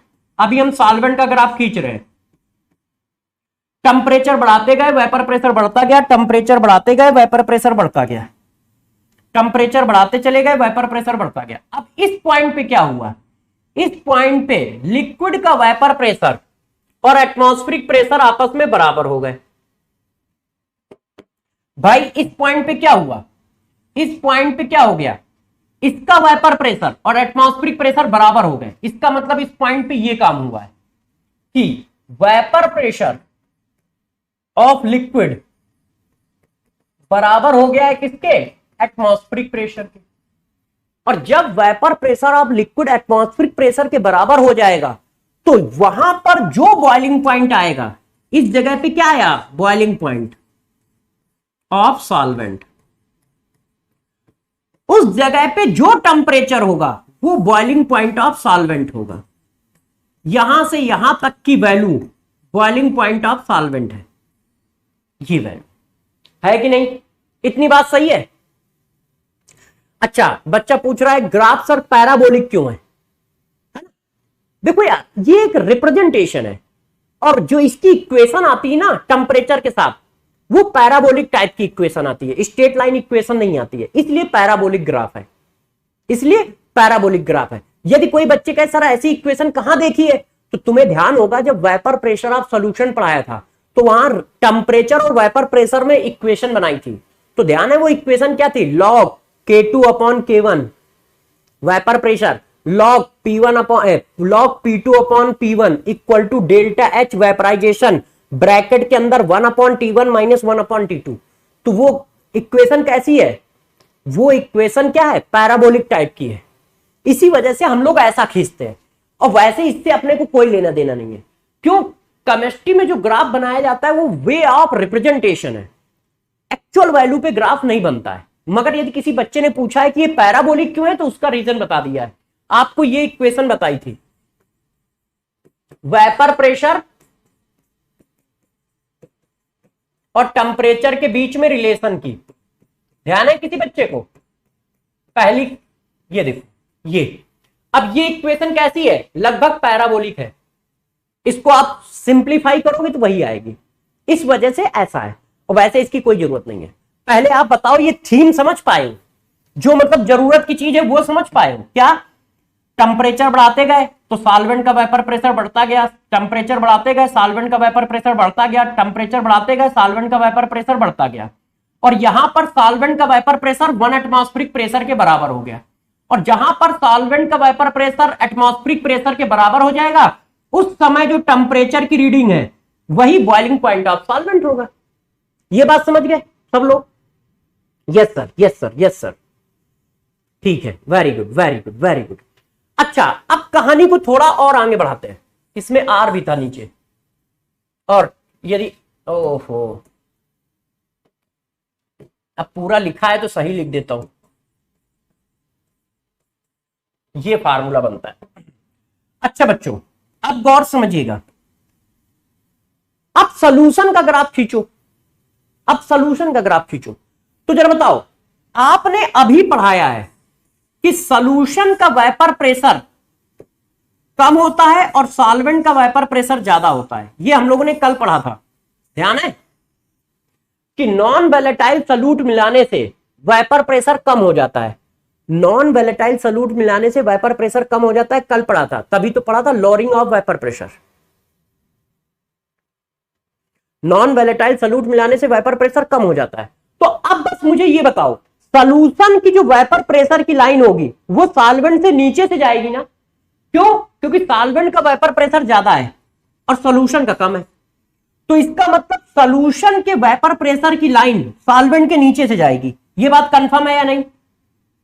सॉल्यूशन के वेपर प्रेशर की लाइन सॉल्वेंट के नीचे से जाएगी। ये बात कंफर्म है या नहीं? सॉल्यूशन की वेपर प्रेशर की लाइन सॉल्वेंट के नीचे से जाएगी, और जब नीचे से जाएगी तो यार हमेशा इधर कट करेगी। क्यों? ऐसे जाएगी, ऐसे जाएगी। क्यों? क्योंकि सॉल्वेंट का वेपर प्रेशर ज्यादा है और सॉल्यूशन का कम है, तो हमेशा लाइन नीचे रहेगी, और नीचे रहेगी, नीचे रहेगी, तो जब भी कट करेगी वो राइट साइड में ज्यादा कट करेगी। और यहां पे जाके कट किया, और जहां पर वेपर प्रेशर 1 एटमॉस्फेरिक प्रेशर के बराबर आ जाएगा उसी को क्या बोलोगे? बॉइलिंग पॉइंट बोलोगे। तो ये क्या आया? ये आया बॉइलिंग पॉइंट ऑफ सॉल्यूशन।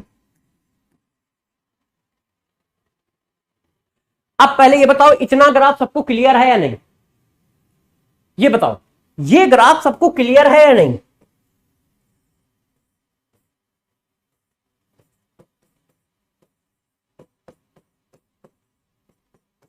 ये ग्राफ सबको क्लियर है या नहीं? यस सर, क्लियर है, क्लियर है, यस बिल्कुल।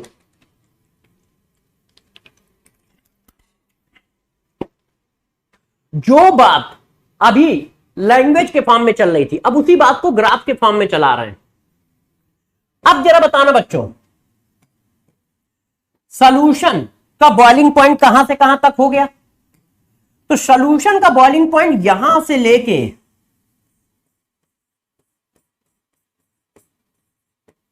यहां तक हो गया है। तो बताओ बढ़ा कितना है, डेविएशन कितना है? तो डेविएशन ये है, डेल्टा टीबी की वैल्यू ये है, इतना बढ़ गया है। सॉल्वेंट का इतना था, सॉल्यूशन का इतना है, यहां से चालू होता है ना, 0,0 तो ये है ना यार, तो इतना बढ़ गया है? ये देखो, हाँ भाई, ये वैल्यू यदि 100 है, सपोज करो वाटर है, तो ये वैल्यू क्या होगी? 102 डिग्री होगी। क्यों? टेंपरेचर इधर एक्स एक्सेस पे बढ़ रहा है। तो डेविएशन कितना आया? डेल्टा टीबी आया। डेविएशन कितना आया? Delta TB. बच्चों ने कहा हाँ। मैंने कहा अब जो मैं बताने जा रहा हूं जरा समझना। किसी बच्चे ने कहा कि सर ये जो डेविएशन है, डेविएशन का मतलब डेल्टा टीबी, डेल्टा टीबी की वैल्यू किसके प्रोपोर्शनल है? तो मैंने कहा गौर सुनिएगा, गौर सुनिएगा। आपने कल बताया था कि जितना ज्यादा सॉल्यूट डालोगे वेपर प्रेशर उतना ही कम होगा। इसको मैं थोड़ी देर के लिए रोक लेता हूं, ये लिख देता हूं। ये देखो, आपने कल ये लिख के दिया था कि नहीं दिया था? ये इसका मतलब क्या है? सॉल्यूट जितना ज्यादा डालोगे डेविएशन उतना ही ज्यादा होगा, मतलब वेपर प्रेशर में कमी उतनी ही ज्यादा होगी। ये लोअरिंग ऑफ वेपर प्रेशर है। लोअरिंग ऑफ वेपर प्रेशर का मतलब होता है वेपर प्रेशर कितना कम हो रहा है। तो जितना ज्यादा सॉल्यूट का मोल फ्रैक्शन होगा उतना ही कम वेपर प्रेशर होगा। होगा कि नहीं होगा? और वेपर प्रेशर कम होगा तो लाइन और नीचे से जाएगी, और नीचे से जाएगी तो राइट साइड में और दूर कट करेगी। तो जिसका मतलब जितना ज्यादा तुम सॉल्यूट डालोगे वेपर प्रेशर उतना ही कम हो जाएगा, और वेपर प्रेशर कम हो जाएगा मेरे दोस्त तो लाइन कुछ ऐसे चली जाएगी। फिर ऐसे वेपर प्रेशर कम हुआ तो लाइन ऐसे आएगी। तो अब यहां कहीं कट करेगी और यहां कहीं कट करेगी तो डेविएशन बढ़ जाएगा। ये देखो, यदि वेपर प्रेशर कम हुआ तो नीचे से लाइन जाएगी ना भाई, ये वेपर प्रेशर की लाइन है, तो वेपर प्रेशर और नीचे से स्टार्ट होगा, और नीचे से स्टार्ट होगा तो राइट साइड में और दूर जाके कटेगा, और राइट साइड में और दूर जाके कटेगा तो डेविएशन और बड़ा हो गया। ये देखो, ठीक है ना? तो इसका मतलब जो डेविएशन है, मतलब जो एलिवेशन ऑफ बॉइलिंग पॉइंट है, वो एलिवेशन ऑफ बॉइलिंग पॉइंट है वो किसके प्रोपोर्शनल है, मोल फ्रैक्शन, मतलब जितना ज्यादा सॉल्यूट डालोगे, और उसी को हम लोग बोलते हैं मोललिटी, मोललिटी ऑफ सॉल्यूशन। ये बात समझ पा रहे हो, ये कैसे लिखा, डेल्टा टीबी मतलब डेविएशन, जितना ज्यादा सॉल्यूट डालोगे उतना बड़ा डेविएशन आएगा, जितना ज्यादा सॉल्यूट डालोगे उतना बड़ा डेविएशन आएगा। क्यों, सॉल्यूट डालने से वेपर प्रेशर कम हो जाता है, और वेपर प्रेशर कम हो जाएगा तो लाइन और नीचे से आएगी, और नीचे से आएगी तो राइट साइड में और दूर कट करेगी, और दूर कट करेगी तो डिफरेंस बढ़ जाएगा, और ये डिफरेंस ही क्या है, डेविएशन है। डिफरेंस ही क्या है, डेविएशन है। ठीक है कि नहीं, तो ये देखो, तो इसका मतलब ये हुआ कि हम ये बात लिख सकते हैं, रुक जाइए अभी क्वेश्चन भी आएंगे, हम ये बात लिख सकते हैं कि डेविएशन मतलब elevation of boiling point directly proportional है एम के। अब प्रोपोर्शनल का साइन हटाओगे तो एक कांस्टेंट ले आओगे, ऐसे प्रोपोर्शनल का साइन हटाया, एक कांस्टेंट ले आया, इस तरह से। इस कांस्टेंट को हम क्या कहते हैं, वेयर। वेयर ये होता है elevation constant for solvent, elevation constant for solvent, इसी को कहा जाता है इब्लो स्कोपिक कांस्टेंट। ये देखिए, केबी क्या है, एलिवेशन कांस्टेंट है। और अब गौर से सुनिएगा जो मैं लिखने जा रहा हूं, value of KB only depend upon solvent, nature of solvent.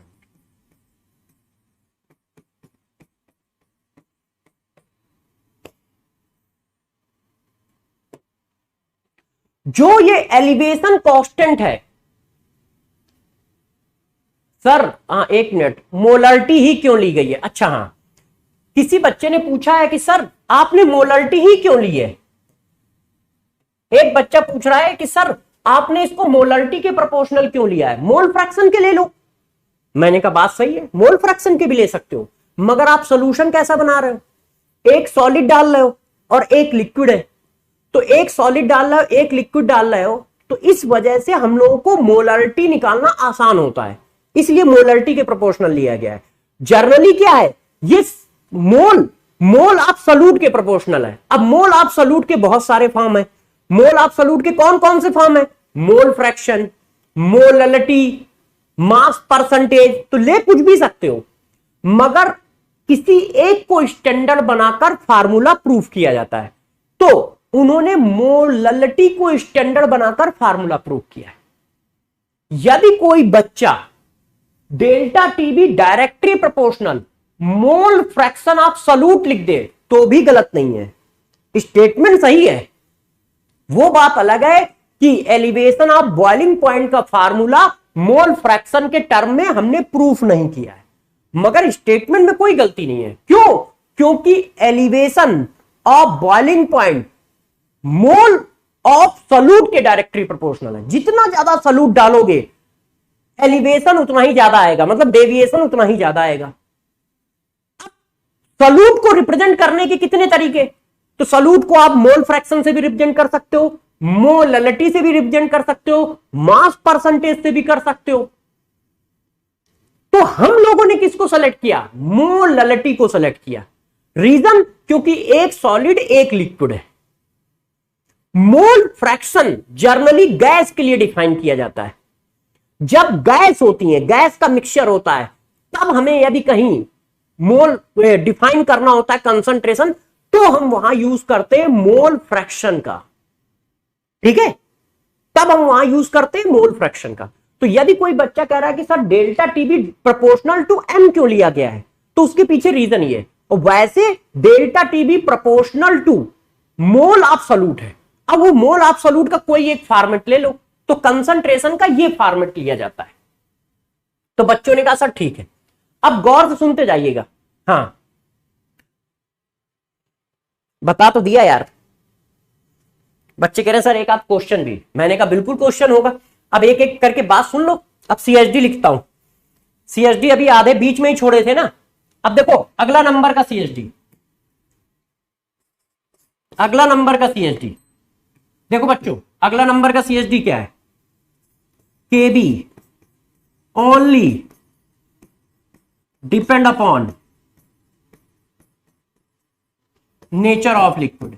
यदि नेचर ऑफ सॉल्वेंट, यदि सॉल्वेंट चेंज सेम है तो ध्यान रखना केबी की वैल्यू भी सेम होगी।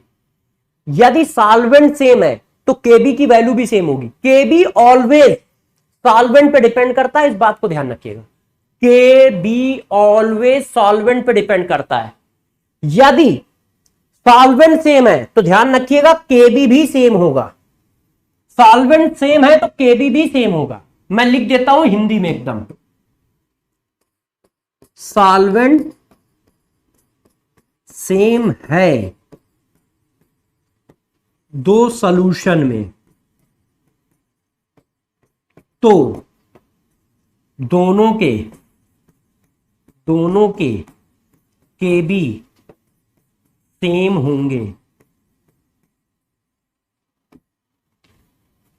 सॉल्वेंट पे डिपेंड करता है, सॉल्वेंट सेम है तो केबी भी हमेशा सेम रहेगा।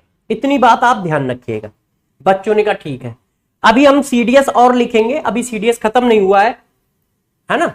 जो बातें हमें याद रखनी है वो कौन कौन सी है।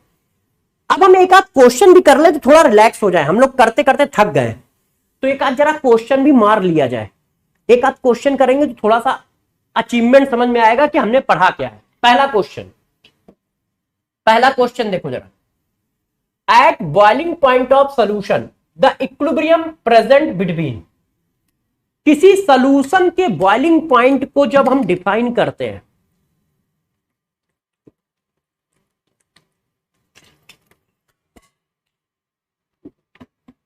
किसी सोल्यूशन के बॉइलिंग पॉइंट को जब हम डिफाइन करते हैं तो इक्विलिब्रियम किसके किसके बीच में आता है? All IIT, IIT Bombay, IIT Chennai, IIT Delhi. जब किसी सोल्यूशन के बॉइलिंग पॉइंट को डिफाइन करते हैं तो इक्विलिब्रियम किसके किसके बीच में आता है? IIT Bombay, IIT Chennai, IIT Delhi या ऑल आईआईटी? ये देखो ये लिखा है। Wow, all IIT. बच्चों ने लिखा है sir all IIT.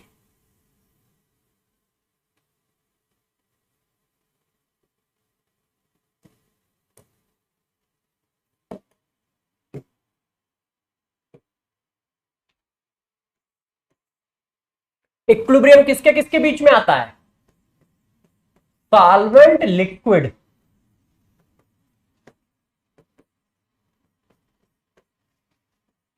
Solvent vapour के बीच में। यस, ऑल आईआईटी सही है। ऑल आईआईटी, वेरी गुड बच्चों, all IIT, very good very good. बच्चों ने कहा सर बिल्कुल सही। अच्छा अब वापस आ जाओ। फिर हम एक बात लिखते हैं, पॉइंट नंबर 4। Point number 4।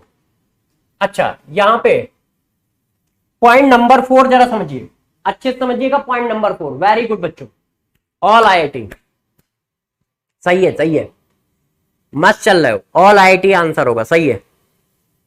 आ जाओ। अब जरा एक बात बताना, डेल्टा टीबी इक्वल टू होता है केबी इंटू एम, होता है? बच्चों ने कहा हां। मैंने कहा दोस्त इस जगह पे जरा बताओ क्या है। दो केस है। क्या? यदि एम इक्वल टू कांस्टेंट हो तो जरा बताओ क्या आएगा? डेल्टा टीबी उसका ज्यादा होगा जिसका केबी ज्यादा होगा। बताओ। यदि कहीं पर कंसंट्रेशन ऑफ सॉल्यूशन सेम है तो डेल्टा टीबी किसका ज्यादा होगा? जिसका केबी ज्यादा होगा। होगा कि नहीं होगा? और कंसंट्रेशन और सॉल्वेंट दोनों सेम हो, गौर से देखिएगा, अब डरिएगा नहीं कि पता चला डर जाओ, तो boiling point of solution directly proportional होगा केबी के। डरना नहीं, डरना नहीं। देखो, मोलरिटी और सॉल्वेंट दोनों सेम हो तो boiling point of solution directly proportional होगा केबी के। बच्चों ने कहा ऐसा कैसे लिख सकते हो आप? सर आप ऐसा कैसे लिख सकते हो? मैंने कहा दोस्त जरा ये बताना फार्मूला क्या है। डेल्टा टीबी का मतलब यही है ना। देखो, डेल्टा टीबी का मतलब ये है ना, डेल्टा टीबी का मतलब ये है। अब जरा बताओ, गौर समझो, ये कांस्टेंट सॉल्वेंट सेम कर दिया तो boiling point of solvent constant. तो अब बताओ प्रभु क्या आएगा? यदि ये बड़ा होगा तो इसकी वैल्यू बढ़ेगी। क्यों? क्योंकि ये पॉजिटिव वैल्यू है, ये पॉजिटिव वैल्यू है, एलिवेशन ऑफ बॉइलिंग पॉइंट है ना। तो यदि सॉल्वेंट सेम है तो ये कांस्टेंट हो गया, क्योंकि किसी भी सॉल्वेंट का बॉइलिंग पॉइंट फिक्स होता है। ये कांस्टेंट, ये कांस्टेंट, तो इसका मतलब क्या हुआ? जिसका डेल्टा टीबी ज्यादा, सॉरी जिसका केबी ज्यादा होगा उसी सॉल्यूशन का बॉइलिंग पॉइंट ज्यादा है ना।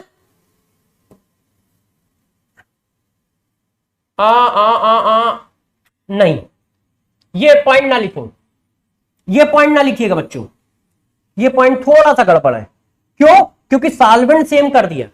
ये पॉइंट मत लिखिएगा, क्योंकि सॉल्वेंट सेम हो गया तो केबी भी तो सेम हो जाएगा, क्योंकि केबी तो सिर्फ सॉल्वेंट पे डिपेंड करता है ना। तो ये पॉइंट मत लिखिएगा, ये पॉइंट थोड़ा सा गलत लिख गया है, इसको मत लिखिए, इसको मत लिखिए, इसको लिखिए। बात समझ पाए? उसको मत लिखिएगा।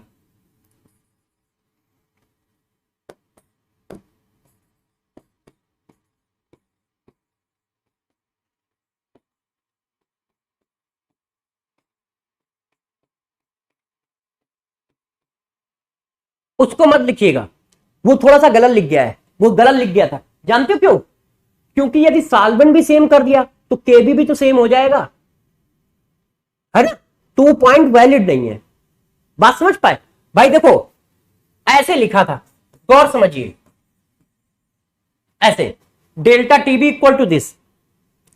तुमने क्या किया? इसको कांस्टेंट कर दिया, तुमने इसको भी कांस्टेंट कर दिया। जब सॉल्वेंट सेम हो गया तो केबी भी सेम हो गया ना। क्यों? क्योंकि तुम यहां चिल्ला के कह के आए हो KB only depend upon nature of solvent. तो भैया जब सॉल्वेंट सेम तो केबी भी सेम, तो सब कुछ सेम है तो अपने आप बॉइलिंग पॉइंट भी सेम हो जाएगा ना, है कि नहीं। तो वो पॉइंट थोड़ा सा गलत लिख रहा था, मतलब लॉजिकली फिट नहीं बैठ रहा था, इसलिए मैंने काट दिया, इसलिए मैंने काट दिया है। तो आप लोग भी मत लिखिएगा, है ना। कोई बच्चा यदि मेरे साथ साथ लिख रहा हो तो मत लिखिएगा। अब ये तो समझ ही गए होंगे, यदि कंसंट्रेशन कांस्टेंट है तो डेल्टा टीबी की वैल्यू केबी के प्रोपोर्शनल होगी, और यदि सॉल्वेंट सेम है तो डेल्टा टीबी की वैल्यू एम के प्रोपोर्शनल होगी। बच्चों ने कहा हां, है कि नहीं? हाँ, बस बेटा 5-10 मिनट और पढ़ाएंगे। बच्चों ने कहा सर ये बताओ, गौर सुनिएगा, कि केबी निकालेंगे कैसे? केबी का कोई फार्मूला बताओगे? तो देखो केबी का फार्मूला क्या है, last and final point, point number 5, point number 5, KB equal to होता है R TB square upon 10⁻³ L A V. या फिर अभी एक एक करके मैं सब डिफाइन करूंगा, है ना बच्चों। फार्मूला लिख लो पहले,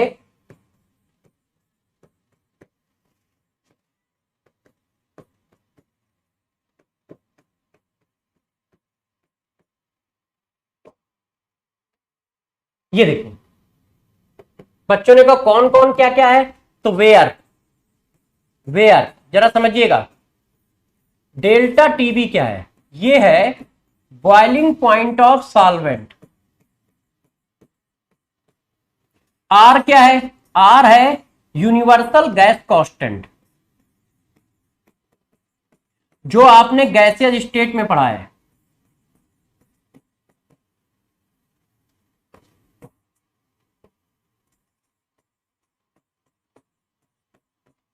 आर क्या है? Universal gas constant. अब बच्चों को लगेगा ये क्या लिखा है, तो ये देखो क्या लिखा है, ये लिखा है लैटेंट हीट ऑफ वेपराइजेशन।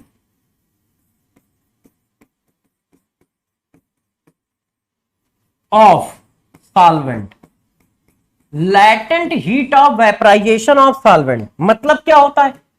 किसी ने कहा sir latent heat of vaporisation क्या होती है? एक ग्राम सॉल्वेंट को वेपराइज करने में जो हीट देनी पड़ती है उसको लैटेंट हीट ऑफ वेपराइजेशन कहते हैं। Total amount of heat required to vaporisation of 1 gram of solvent. 1 gram solvent को वेपराइज करने के लिए जो हीट देनी पड़ती है वो लैटेंट हीट ऑफ वेपराइजेशन होती है। 1 ग्राम सॉल्वेंट को वेपराइज करने के लिए जो हीट देनी पड़ती है वो लैटेंट हीट ऑफ सॉल्वेंट होती है। ठीक है ना? देखो यार 2-4 मिनट बाकी है, नहीं तो आधा अधूरा चैप्टर, आधा अधूरा टॉपिक छूटेगा। आधा अधूरा टॉपिक छूटेगा तो समझने में भी दिक्कत आएगी और क्वेश्चन करने में भी दिक्कत आएगी। तो बस मुझे मैक्सिमम 7-8 मिनट दे दो, 7-8 मिनट में सब खत्म हो जाएगा और साथ में हम 4-5 क्वेश्चन भी कर लेंगे। बस 7-8 मिनट टाइम हो रहा है। बात सही कह रहे हो, आप लोग थक भी रहे होगे, है ना? आप लोग थक भी रहे होगे। हाँ बस 5-6 मिनट की बात है, 5-6 मिनट बस, इससे ज्यादा नहीं पढ़ाऊंगा। ठीक है?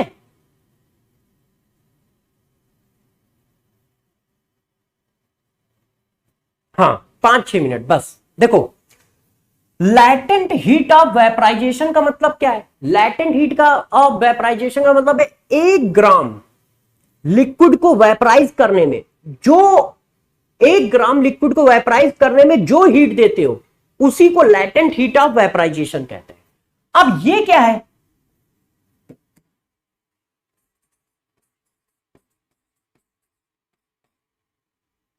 ये क्या है? इसको कहते हैं इंथैल्पी ऑफ वेपराइजेशन। ये सब थर्मोडायनेमिक्स में पढ़ा होगा आपने, इंथैल्पी ऑफ वेपराइजेशन।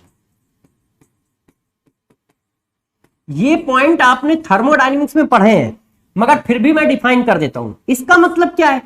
इसका मतलब होता है total amount of heat required to vaporisation of 1 mole of liquid.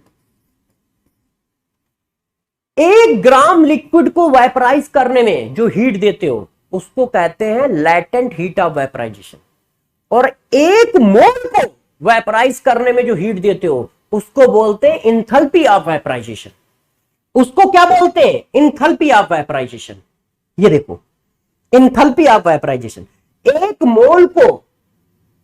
Mole liquid को हीट करने के लिए, वेपराइज कराने के लिए जो हीट देते हो वो लैटेंट हीट होती है, और 1 मोल के लिए जो देते हो वो इंथैल्पी ऑफ वेपराइजेशन होती है ना? अब इंथैल्पी क्या होता है इसकी जरूरत हम लोगों को जहां पड़ेगी वहां डिफाइन करेंगे। आपको डायरेक्ट ये वैल्यू दी जाएगी, इसलिए आपको इस बात की बिल्कुल टेंशन की जरूरत नहीं है कि इंथैल्पी क्या होती है। आप में से किसी बच्चे को इस बात की बिल्कुल जरूरत नहीं है कि इंथैल्पी क्या होती है, कहीं जरूरत नहीं पड़ेगी, और जहां जरूरत पड़ेगी वहां डिफाइन करेंगे। आप परेशान ना हो। अब जरा देखो यार, इस फार्मूले को देख के बताओ, देखो इस फार्मूले को देख के बताओ केबी की वैल्यू किस पे डिपेंड कर रही है? बॉइलिंग पॉइंट ऑफ सॉल्वेंट पे। ये वैल्यू लगभग सेम होती है सॉल्वेंट के लिए। डेल्टा एच और एल लैटेंट हीट और इंथैल्पी ऑफ वेपराइजेशन लगभग सभी सॉल्वेंट की एक जैसी रहती है, बहुत ज्यादा डिफरेंस नहीं आता। तो केबी की वैल्यू बॉइलिंग पॉइंट पे ज्यादा डिपेंड होती है। जितना ज्यादा बॉइलिंग पॉइंट ऑफ सॉल्वेंट होगा उतनी बड़ी केबी की वैल्यू होगी। जितना ज्यादा बॉइलिंग पॉइंट ऑफ सॉल्वेंट होगा उतनी बड़ी केबी की वैल्यू होगी। ध्यान रखिएगा, बॉइलिंग पॉइंट ऑफ सॉल्वेंट जितना ज्यादा होगा उतनी बड़ी केबी की वैल्यू होगी। तो बच्चों ने कहा सर डेल्टा एच भी तो वेरिएबल है।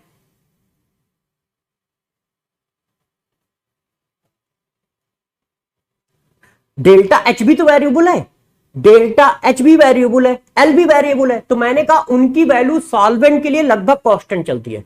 मतलब सॉल्वेंट वाटर ले रहे हो तब भी इंथैल्पी ऑफ वेपराइजेशन लगभग उतनी ही है। यदि सॉल्वेंट वाटर की जगह अल्कोहल लिया जाए तब भी इंथैल्पी ऑफ वेपराइजेशन लगभग उतनी है। मेन वेरिएबल के फॉर्म में बॉइलिंग पॉइंट होता है, मेन वेरिएबल के फॉर्म में बॉइलिंग पॉइंट होता है। हमें लग रहा है तोते उड़ गए बच्चों के, पढ़ते पढ़ते थक गए ना आज। अच्छा मैंने लगातार पढ़ाया भी है, लगातार पढ़ाने की वजह से ना बच्चों के तोते उड़ गए, बच्चे बेचारे थक गए। कह रहे हैं सर आज आपने लगातार यार पढ़ा दिया है, आज आपने लगातार पढ़ा दिया है। चलो लगातार पढ़ा दिया है, बात सही है। एक्चुअल में मैं ये चाह रहा था ना कि टॉपिक जो है आज खत्म हो जाए, नहीं तो क्या होगा ना आधा अधूरा टॉपिक छूटेगा। आधा अधूरा छूटेगा तो अगली क्लास में इसको फिर शुरू से लपेटना पड़ेगा, फिर दिक्कत आ जाएगी। इसलिए मैंने थोड़ा स्पीड बना ली थी और कुछ नहीं। आप डरे नहीं हो, परेशान ना। अब देखो मैंने क्या पूछा है, consider the 3 solvent of identical molar mass. Consider the 3 solvent of identical molar mass, match their boiling point with their KB. तो देखो यार आपको ये क्वेश्चन करना है, केबी इक्वल टू ये है, देखो यही है कि नहीं।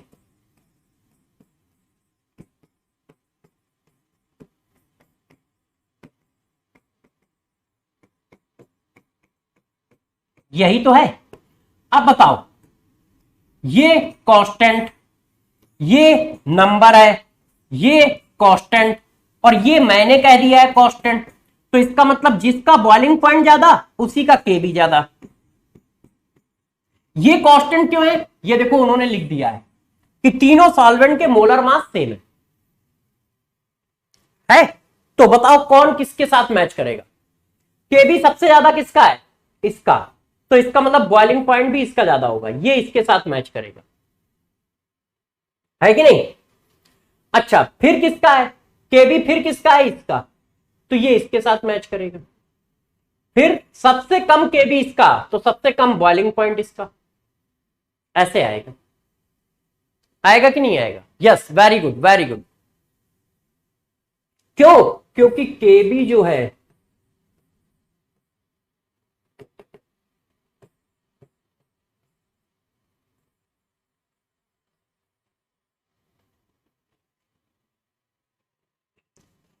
आज थक गए हुए हैं सब लोग हाँ आज थक गए होंगे। एक्चुअल में आज मैंने भी पकड़ के खींच दिया तेजी से, है ना। मुझे भी लगा कि चलो यार टॉपिक खत्म हो जाए, इसलिए आज थक गए बच्चे।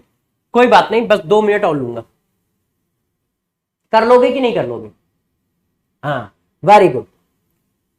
तो देखो ये फार्मूला इस तरह से यूज होगा, ये फार्मूला हमारा इस तरह से यूज होगा।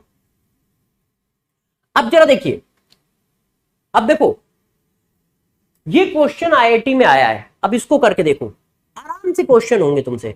बस जो पॉइंट पढ़ाए हैं 5 पॉइंट बस याद रखो। क्या लिखा है, 1 gram of non volatile non electrolyte solute dissolve in 100 gram of 2 different solvent A and B whose ebullioscopic constant are in the ratio.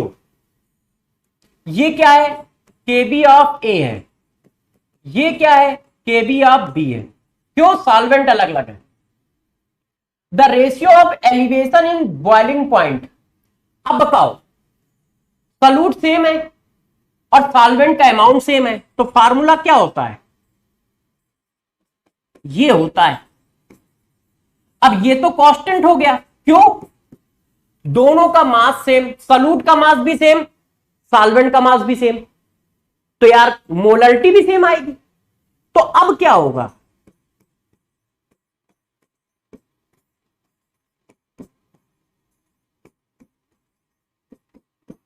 ये किसके प्रोपोर्शनल होंगे?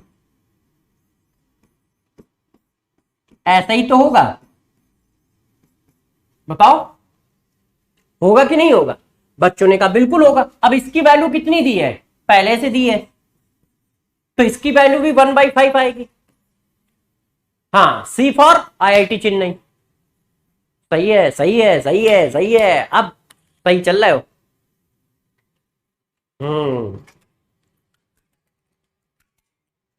सही है, सही है, IIT चेन्नई, बिल्कुल सही है, IIT चेन्नई। हाँ, अब इसी बात पे इस क्वेश्चन को भी कर दो। अब इस क्वेश्चन को करो। Yes, very good. इसका आंसर बताओ। 1 gram each of non volatile non electrolyte solute A, जिसका मॉलिक्यूलर वेट इतना दिया है, बी जिसका मॉलिक्यूलर वेट इतना दिया है, is dissolve in 100 gram of same solvent in different container, the ratio of elevation in their boiling point will be. इसका answer बताओ। तो यार देखो, डेल्टा टीबी इक्वल टू क्या होता है? केबी एम। अब सॉल्वेंट क्या है? दोनों में सेम है,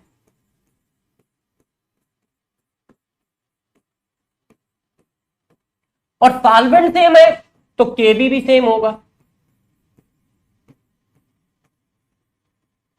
सॉल्वेंट सेम है तो केबी भी सेम होगा। क्यों? क्योंकि केबी की वैल्यू सॉल्वेंट पे डिपेंड करती है, और दोनों को सेम सॉल्वेंट में डाला गया है। तो यार केबी क्या होगा? कांस्टेंट, और कट जाएगा। तो delta TB of A, molarity of A, delta TB of B, molarity of B. अब देखो,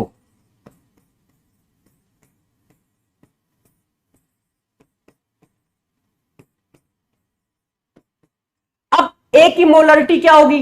wait upon molecular weight. Weight तो सेम है, weight upon molecular weight divided by mass of solvent in KG. Weight upon molecular weight, mass of solvent in KG. जब gram में होता है तो 10⁻³ चलता है। तो ये क्या आया? ये कट गया, ये कट गया, 1 से 1 कट गया, तो ये आया 180 डिवाइडेड बाई 60, ये आया 3। इसका मतलब delta TB A greater than delta TB be greater than 1 आया। क्यों? क्योंकि इसकी वैल्यू 3 के बराबर आ रही है ना। हाँ, वेरी गुड, ऑल IIT। इसकी वैल्यू 3 के बराबर आ रही है, और 3 के बराबर आने का मतलब क्या है? Greater than 1। इसकी वैल्यू 3 के बराबर आ रही है, और 3 का मतलब क्या हुआ? Greater than 1। तो ग्रेटर देन 1 आंसर सही हो गया ना, क्योंकि 1 से बड़ी वैल्यू आ रही है, 1 से बड़ी वैल्यू आ रही है। हाँ, very good, very good, very good, all IIT, very good. आज बच्चे बेचारे थक गए ना यार। मैं सोच रहा था थोड़ा टॉपिक खत्म हो जाए, है ना बच्चों, नहीं तो फिर मजा नहीं आता है, इसलिए था। अभी भी इसमें कुछ पॉइंट बाकी हैं, मगर कोई बात नहीं, हम लोग CSD को आगे करेंगे। है? चलते चलते एक क्वेश्चन और बताओगे? बस लास्ट एंड फाइनल, आज का लास्ट एंड फाइनल। चलो अच्छा, वहीं पे रखते हैं, इसको कल पूछेंगे तुमसे, अभी नहीं बताते, इसको कल पूछेंगे। कल मतलब नेक्स्ट क्लास में जब भी लेंगे, है ना। आज होमवर्क नहीं है, कोई वर्क नहीं, नो वर्क।